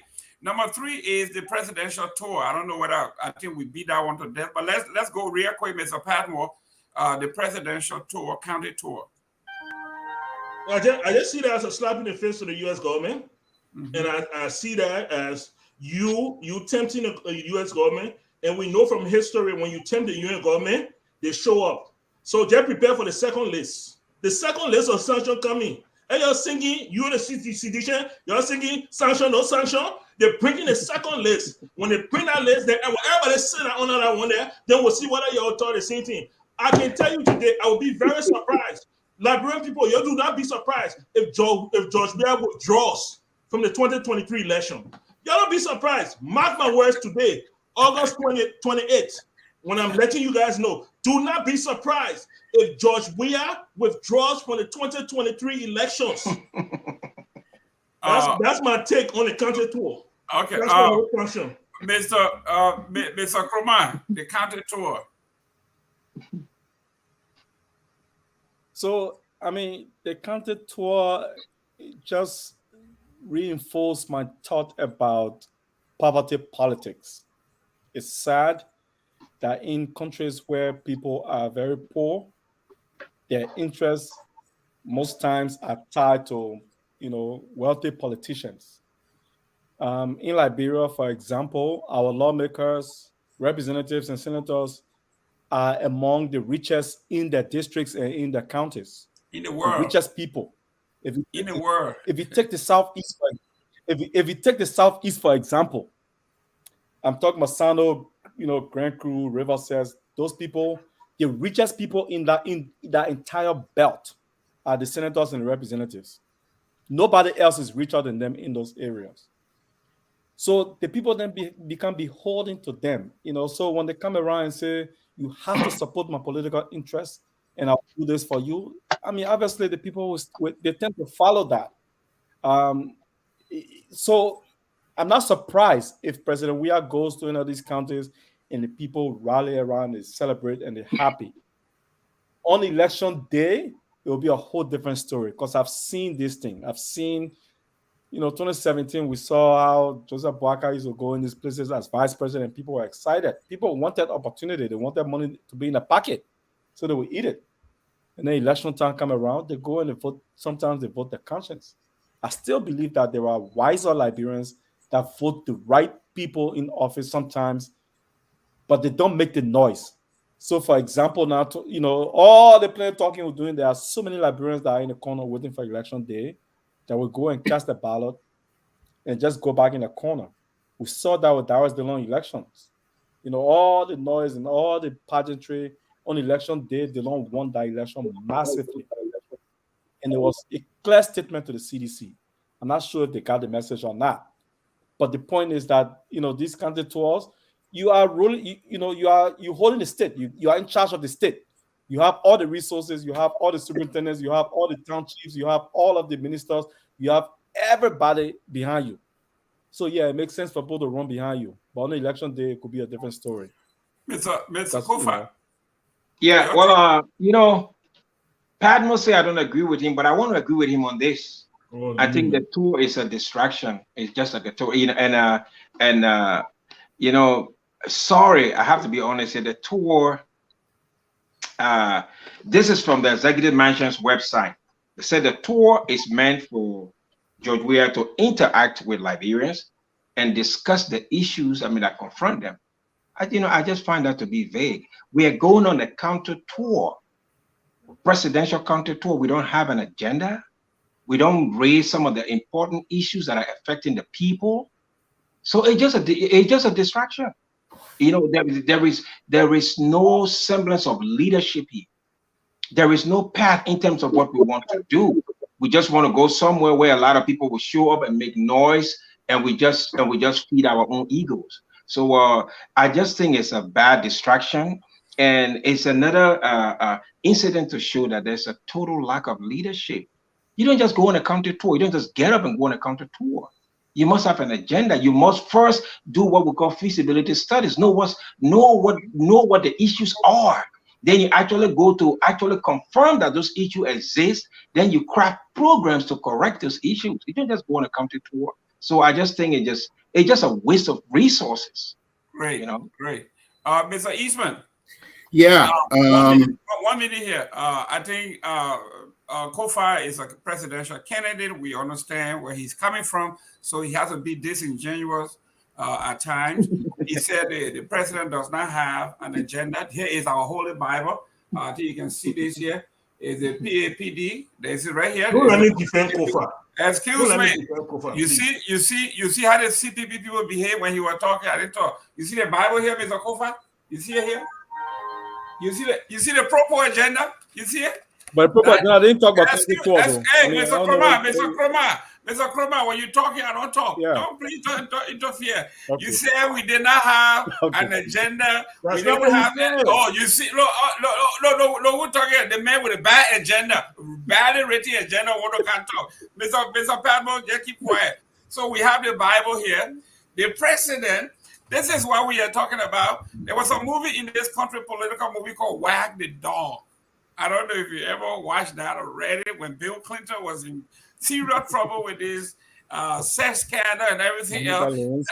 There you go. This is what the bullet puppet does.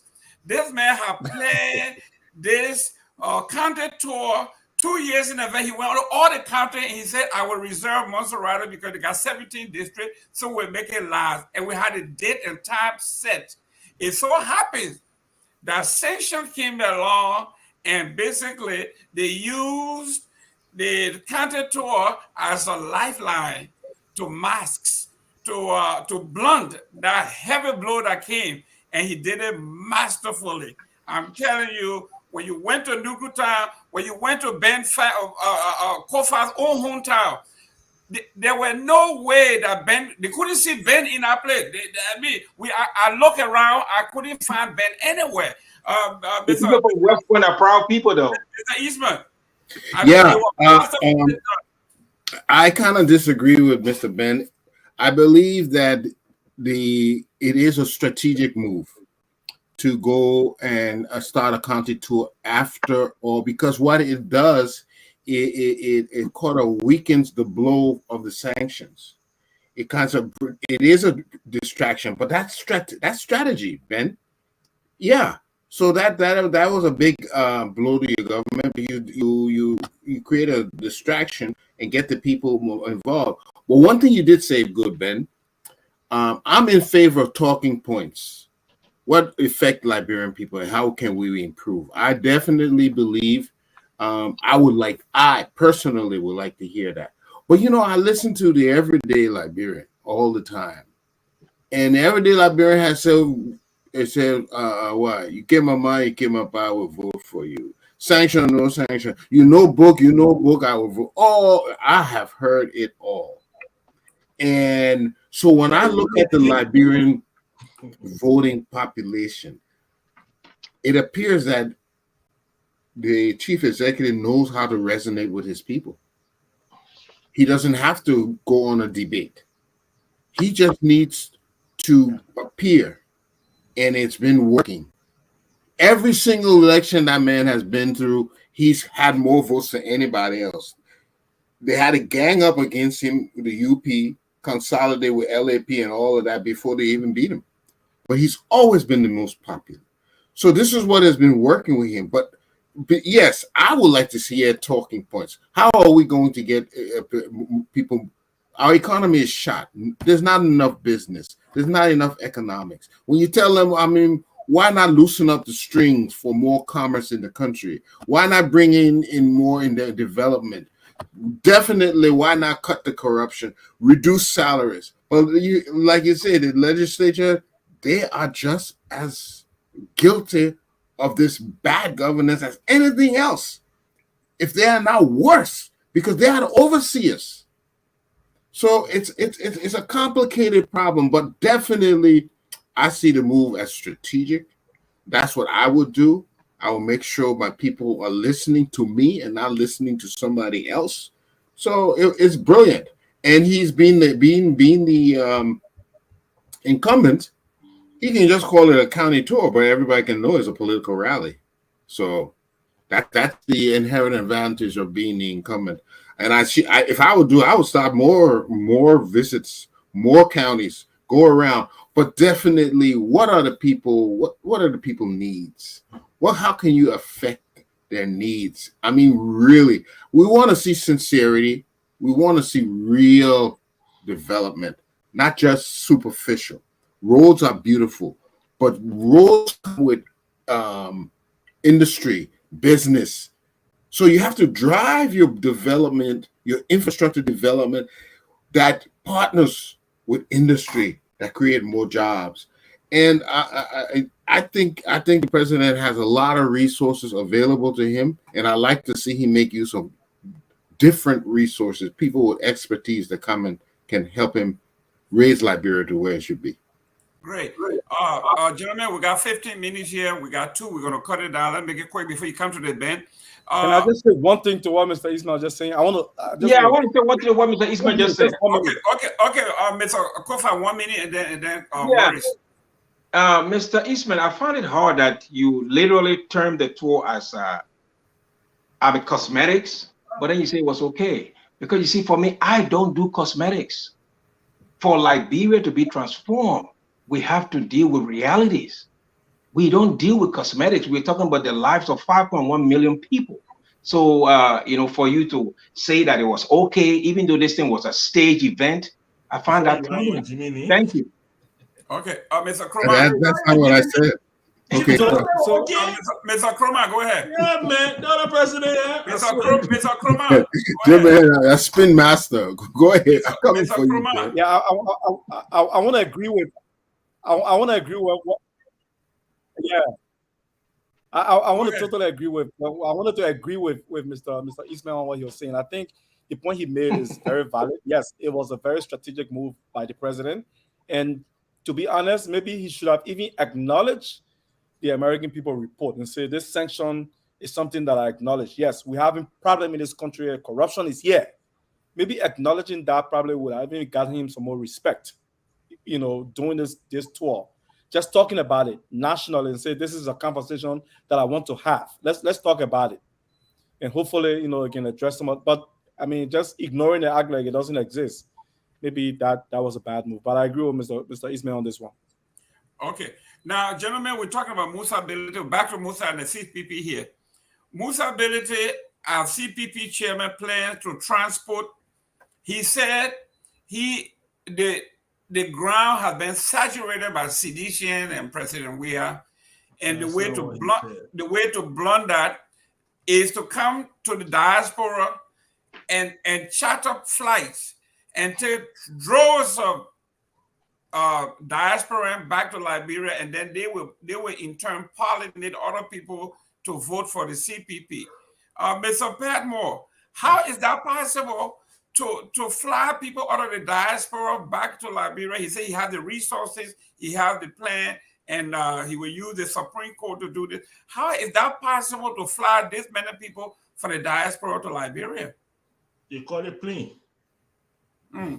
Plane, yes. What? They are Liberians. Don't they reserve the right to vote, to impact the political situation in our country? They really, the diaspora really have been saddled with the burden, the economic burden of our country. So therefore, they definitely need to. Now, did he say that every diaspora is going to go back? No, those who are willing to go back, yes. Those who have some, but not all of the finances, things will be done. If you can fill a plane, you can negotiate ticket price. Musa Ability is the master technician. So don't worry about how he will do it. It will get done. And we're not only talking about flying diasporans. We're talking about Liberians in Ghana that should go back and vote. We will bus them from Ghana to Liberia so that they can vote. And they will have a say in what happens in 2023. Mr. Ismail. Mr. Ismail, real quick. Here we have, wherever President Weah goes, you are talking about transporting his fan club to Liberia to vote. The ANC will lose at that rate too. So you will be shocked. Instead of dealing with the issue on the ground, building your route, your organization, you are depending on this pie in the sky. You will wind up losing. This is the first. I mean, when we are talking about political season, is a comical season, it's a crazy season, but this one is crazy. Yeah. Go ahead, so, I don't like that strategy. ANC has been accused that if they were having the elections online, Cummings would have won it easily. But the election's not online. The elections are in Liberia with the common people, the everyday common, the people who go to the market, the people who drive motorbike, the people who own a farm, the people up in the interior trying their best to make their lives. That's where the elections to be won. I don't care how many people you fly from the diaspora, which is impractical because they have to be registered voter and all that sort of thing. I don't even want to think about the logistics. But where I would have spent my resources is making sure that Cummings resonate with the everyday Liberian. And that is where I've seen the mistake. Everybody knows his business acumen and his ability to attract investors potentially. Everybody knows that. Where the failing has been is agency has not properly sold Cummings to the everyday common man. And there's a way you have to do that. I don't see it as being very successful. But the possibility was to do it, but it was difficult because what you have to understand the psyche of the everyday man, and you have to know who you are, his perspective. Okay, he's been abroad. How do you sell somebody who's been in the corporate America for the last 20-some years? How do you sell it to Ma Annie who got her little Kobo shop? How do you sell that man will solve your problem? How do you sell it, prove that to the farmer up in Lofa who just trying to make his farm? How do you sell that? I would have, if I would have or was on his campaign with the resources to be spending, I would have spent money on those resources, the farmers, to get groups of them together and provide the resources to enhance their production.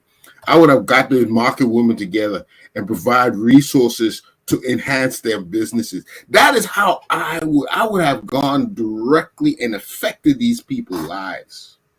That is how I would have done it. But I guess Mr.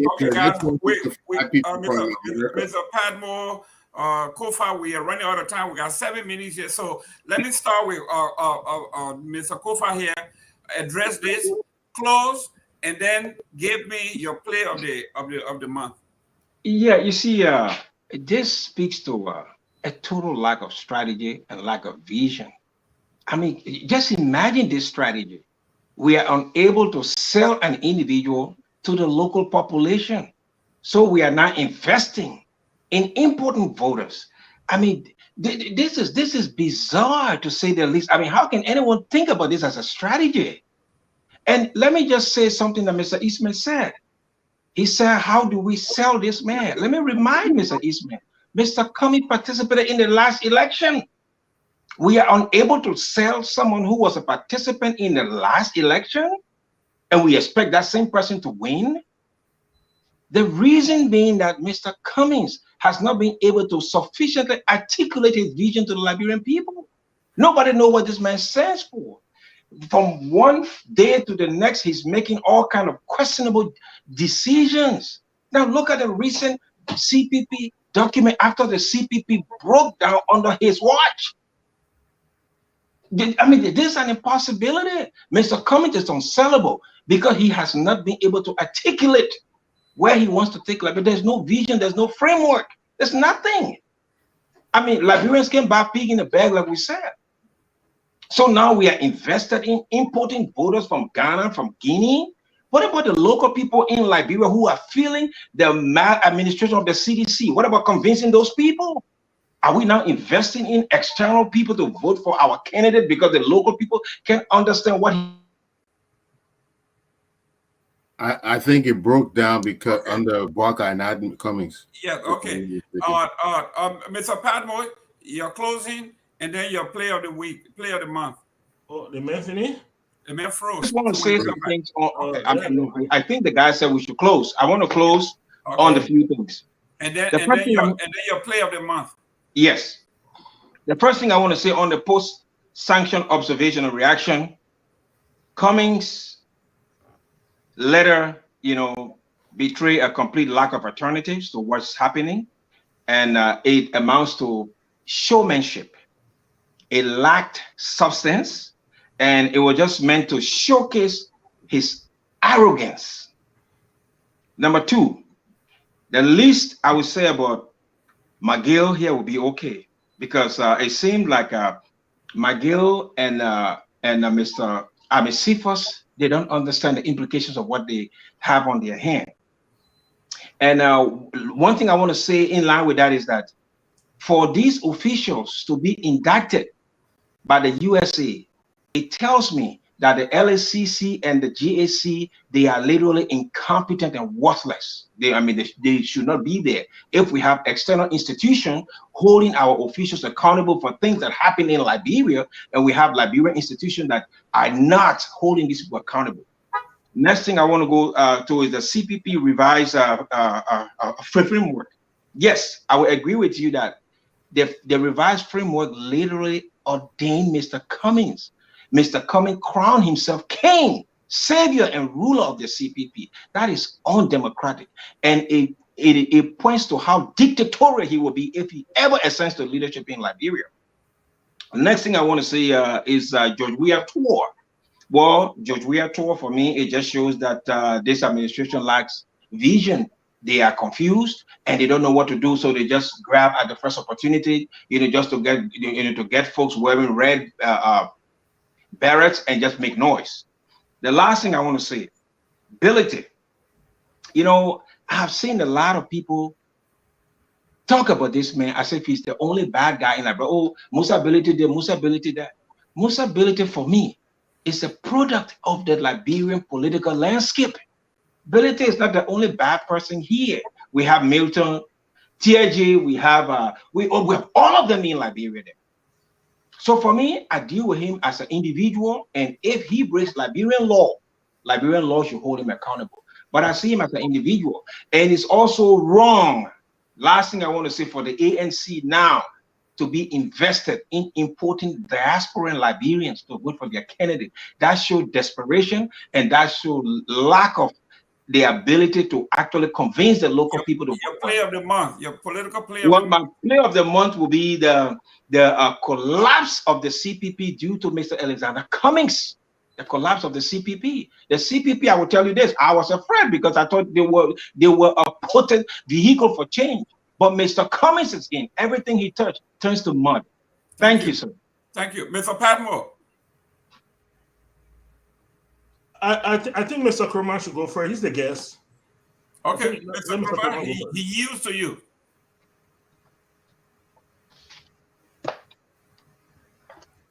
I think you muted. Okay. All right. So, thank you for the opportunity. I really appreciate the conversation. I think I like these kind of conversations that are very objective and it's fiery at the same time. I enjoy Michael and I enjoy Ben and the way they are going back and forth. The one thing I want to say, at the end of this discussion is that fear is the first step to failure. I think the idea that we don't know what the future will hold, and sometimes we get a little jittery about it and say, let's just keep what we have. I don't think the Weah bunch is the people that we should hold right now. Whatever risk it takes for us to go with, alternatives in the future, let's take that risk. Because the Weah and his people have caused us more damage than good. We can all agree or disagree on what President Sirleaf did for Liberia in the last 12 years of our administration. But the achievement that was made in the 12 years of administration have been reversed in 5 years because of President Weah's lack of leadership and people that have no knowledge about how government should run. I also want to speak about the Musa ability thing. I share some of the sentiment with Ben about Musa ability. Musa ability is a very, very strategic political figure in the country. We can agree and disagree. Ability has managed to put himself in the face of politics in Liberia, and he has succeeded in doing it. Most times he put himself in these political arrangements. He does very well with it. I have no doubt that Musa Ability will win the elections in Nima County. I have no doubt. And I think that if the marriage between ANC and Ability is a problem now because the Liberty Party is divided. If it was one party with the Yombli Kanga and the Dillon and the Ability in one bunch, when he was chairman of that party at the time, it would have been a serious blow to other arrangement. It would have reconfigured the whole arrangement for 2023. Right now, we don't know what may happen. We cannot speculate. So I have some respect for Ability in politics because I feel he knows he can think about the vulnerabilities in Liberia politics and how to tap on it. He can do that. He's very good at it. Again, respect for it. Whether the marriage with the ANC and in a CPP arrangement will translate into result for them, I'm not sure. That one I'll leave it with them. And the last part that I also want to talk about is that for my play of the month would be the university students that have stood up to this administration. Many of our politicians have refused to talk about the issues that is wrong with the country. To see young people that are university students saying our officials need to fix the country, we'll stand up to them. Even if they do whatever they have to do, we'll stand up to them. With all of the secret killing happening in the country, mismanagement of natural of the country resources, only young people have stood up to these people and hold them accountable. And I want to just give prop up to them for the protest. And I'm glad that the police did not do anything in the last protest that they carried out. Instead, they fed them and supported them in that process. I don't know if it's the effect of the sanction. I'm not sure, but I must give the university students some credit for this work. And thank you again for having me. I really appreciate the conversation. Thank you, Mr. Eastman, for your contribution. Thank you. Mr. Padmore. All right, thank you so much, guys. Thanks so much for joining us. Kofa, we'll see. Oh, just so you know, I still blocked. You still blocked me. You blocked me 2 years ago when I condemned you, and I'm still blocked, Mr. Presidential Candidate that wants to open up the space for everybody. Just so you know, I'm still blocked on your platform. But let me speak to what we talked about. So one thing I want to make very clear here: the CPP can walk and chew gum at the same time. Because we are talking about diaspora Liberian doesn't mean that we are not on the ground working. Only one presidential candidate right now has toured 15 counties, and that's Alexander Cummings. No other presidential candidate has done that. Only one presidential candidate right now continues to visit district upon district, from Monserrato all the way to the Sierra Leonean border, all the way to the Guinean border, and cannot do it right now because this failed government has failed to fix the road to the southeast, and that is Alexander Cummings. We are working on the ground. Make no mistake. But even though we are working on the ground, we will not ignore Liberians who are out there who want to come home and help. We will not ignore Liberians who are out there who cannot afford to come home but can influence 10, 15, 20, 30 relatives. Look, we will win this thing, and we'll win this thing by the people. Lastly, and very importantly, this document, look, you have to understand something. Mr. Cummings says it all the time. You can't keep making the same mistake and expecting different result. This document has been vetted by the best of the best. It will hold up in any court in Liberia. And yes, there might be some explaining that needs to be done. That will be done. But this document will hold. And when other people come on, let's be real. We all here. Nobody here is new to the politics on him. If Tier 1 Gonglo says he wants to join the CPP, and he comes, and there are things he doesn't agree on this document, do you think we will allow this document to stop him from joining the CPP? No, this document will be revised to embrace him, and it will be revised to embrace anybody else. But for now, we must live in reality, and the reality of the situation is that there are only two parties right now, and the Liberty Party has stated they are not going to put up any contender. So please, let's educate the Liberian people, because that is the most powerful thing we can do moving forward, so that they make an educated decision. Thank you so much. Your player of the month. My player of the month, of course. My player of the month is very simple. Mr. Alexander Cummings wrote a letter addressed to the president. He has started to document, because tomorrow people might ask, what did you say when things were going wrong? What did you proffer to the president when things were falling down? What did you say? And he will be able to show written evidence that these are the times. The very first candidate that ever submitted anything to the president, when the president called for opposition parties, the first August of his first year, he called for political parties to come out and hand him economic advantages. Mr. Cummings took his time, wrote a document, and submitted to him. And the CDC people laughed and they shredded it and said he was supposed to cut his set and bring it. But because he had to fly to America, they weren't going to accept it. Now they're drowning in their own economic incompetencies. Thank you. Mr. Eastman. Yeah, I want to start with the play of the month. And my play of the month is that the government showed maturity by providing protection and even feeding those students. A couple of weeks ago on the same program, we stated the same thing, that with the way they were handling the students is the worst thing that they could ever do, by going after the students and having them brutalized in front of police on tape for the whole world to see. That was terrible way to continue. Now, the next 2 weeks, we see a complete reversal. That's positive. That is how the government, they need to listen to the students, because the students are the heartbeat of the country. From time immemorial, the students always bring the problems of the everyday people to the forefront. So listen to what they say. They may be able to advise you to correct yourself properly.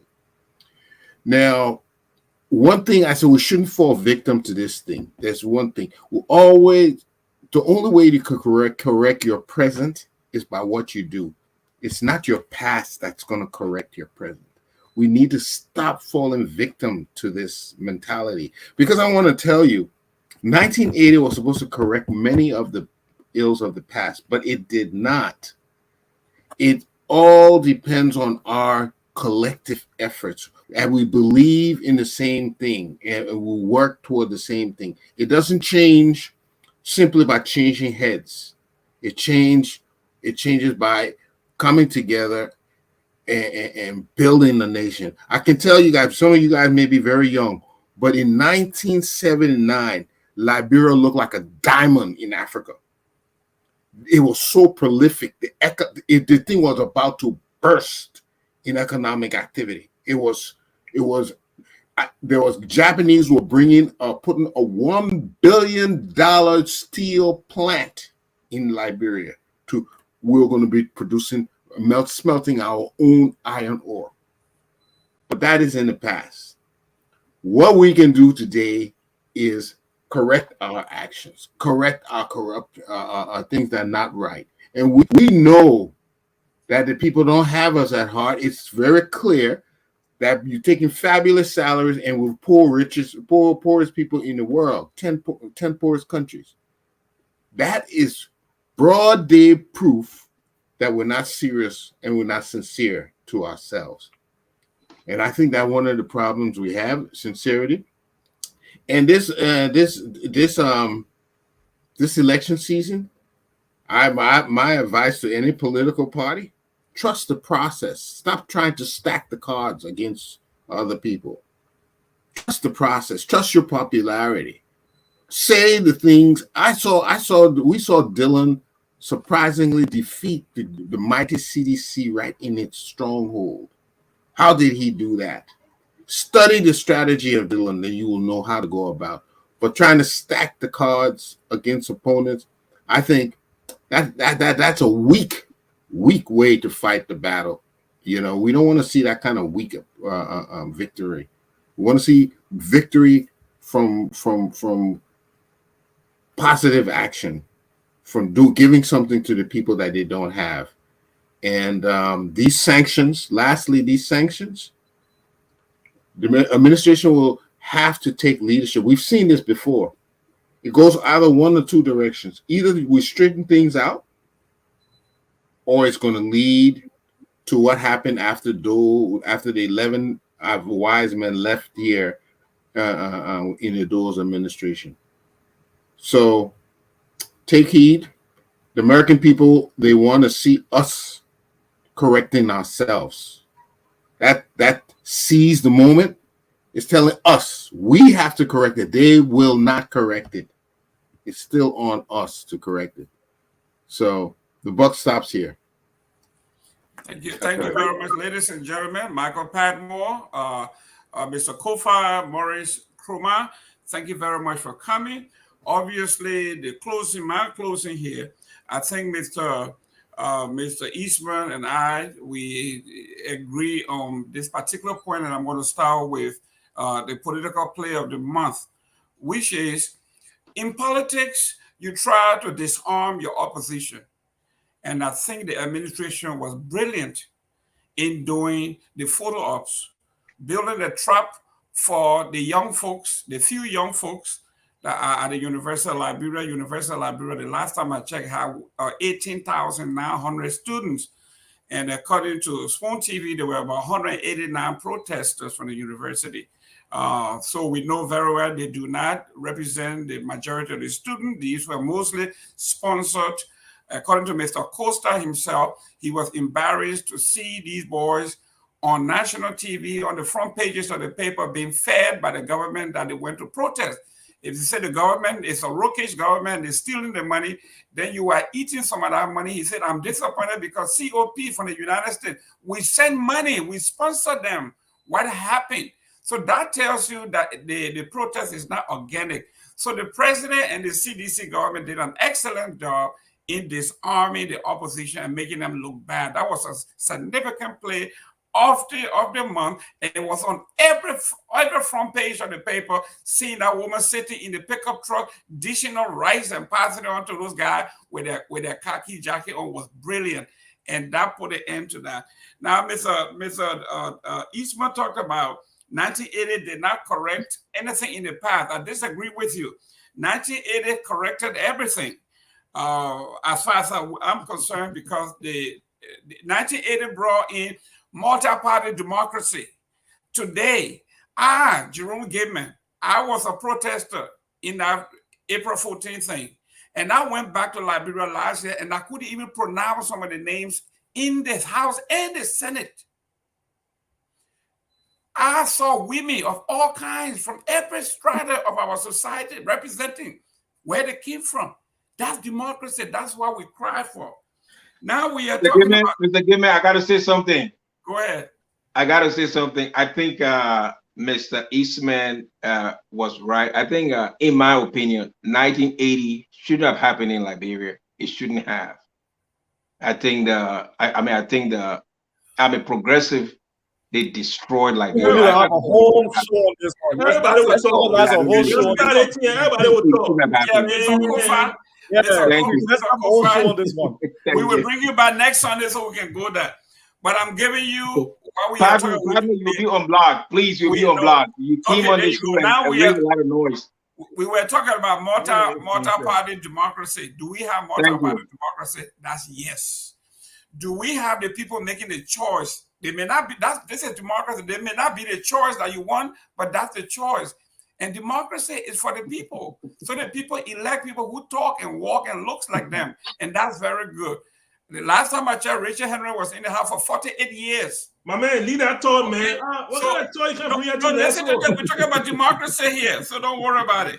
So I'm telling you, now when someone talk about Dylan, the protest for that brought Dylan to power, if Dylan were to rerun that election today, he will lose because the CPP that brought him to power is no longer available. So we know that. But anyhow, we are here, ladies and gentlemen. It was excellent that you came out here. But I want to tell you this as I leave. President Weah is going to be elected on the first ballot for the first time in the history of Liberia. We are going to see the president of the Republic of Liberia being elected in the first round because of the work he has done on roads, on education, free education, university system, road connectivity. You name it, he has done it. And this is the best president since 1816 in the Republic of Liberia. Ladies and gentlemen, you have heard it all. We have gone over our time. We didn't read the comments. We will take call next week. But Mr. Krumah, thank you very much, Mr. Padma, as usual. Mr. Krumah, Eastman, thank you so much. Thank you very much. And Mr. Padma, you've been on block. You've been on block. For 2 years now, you've been on block. And I will block you. I will block you. Mr. Kofa, we're going to bring you back on and you're going to discuss your own plan. You're going to be attacking other people. We're going to hear what you're going to do on the economy, on healthcare, on education. Anytime. I'm ready. Thank you very much. Ladies and gentlemen, as always, we say we all come from different backgrounds, but we say we are all Liberians. Thank you. Thank you very much for tuning in. We are Labira. Labira is our home. Labira people.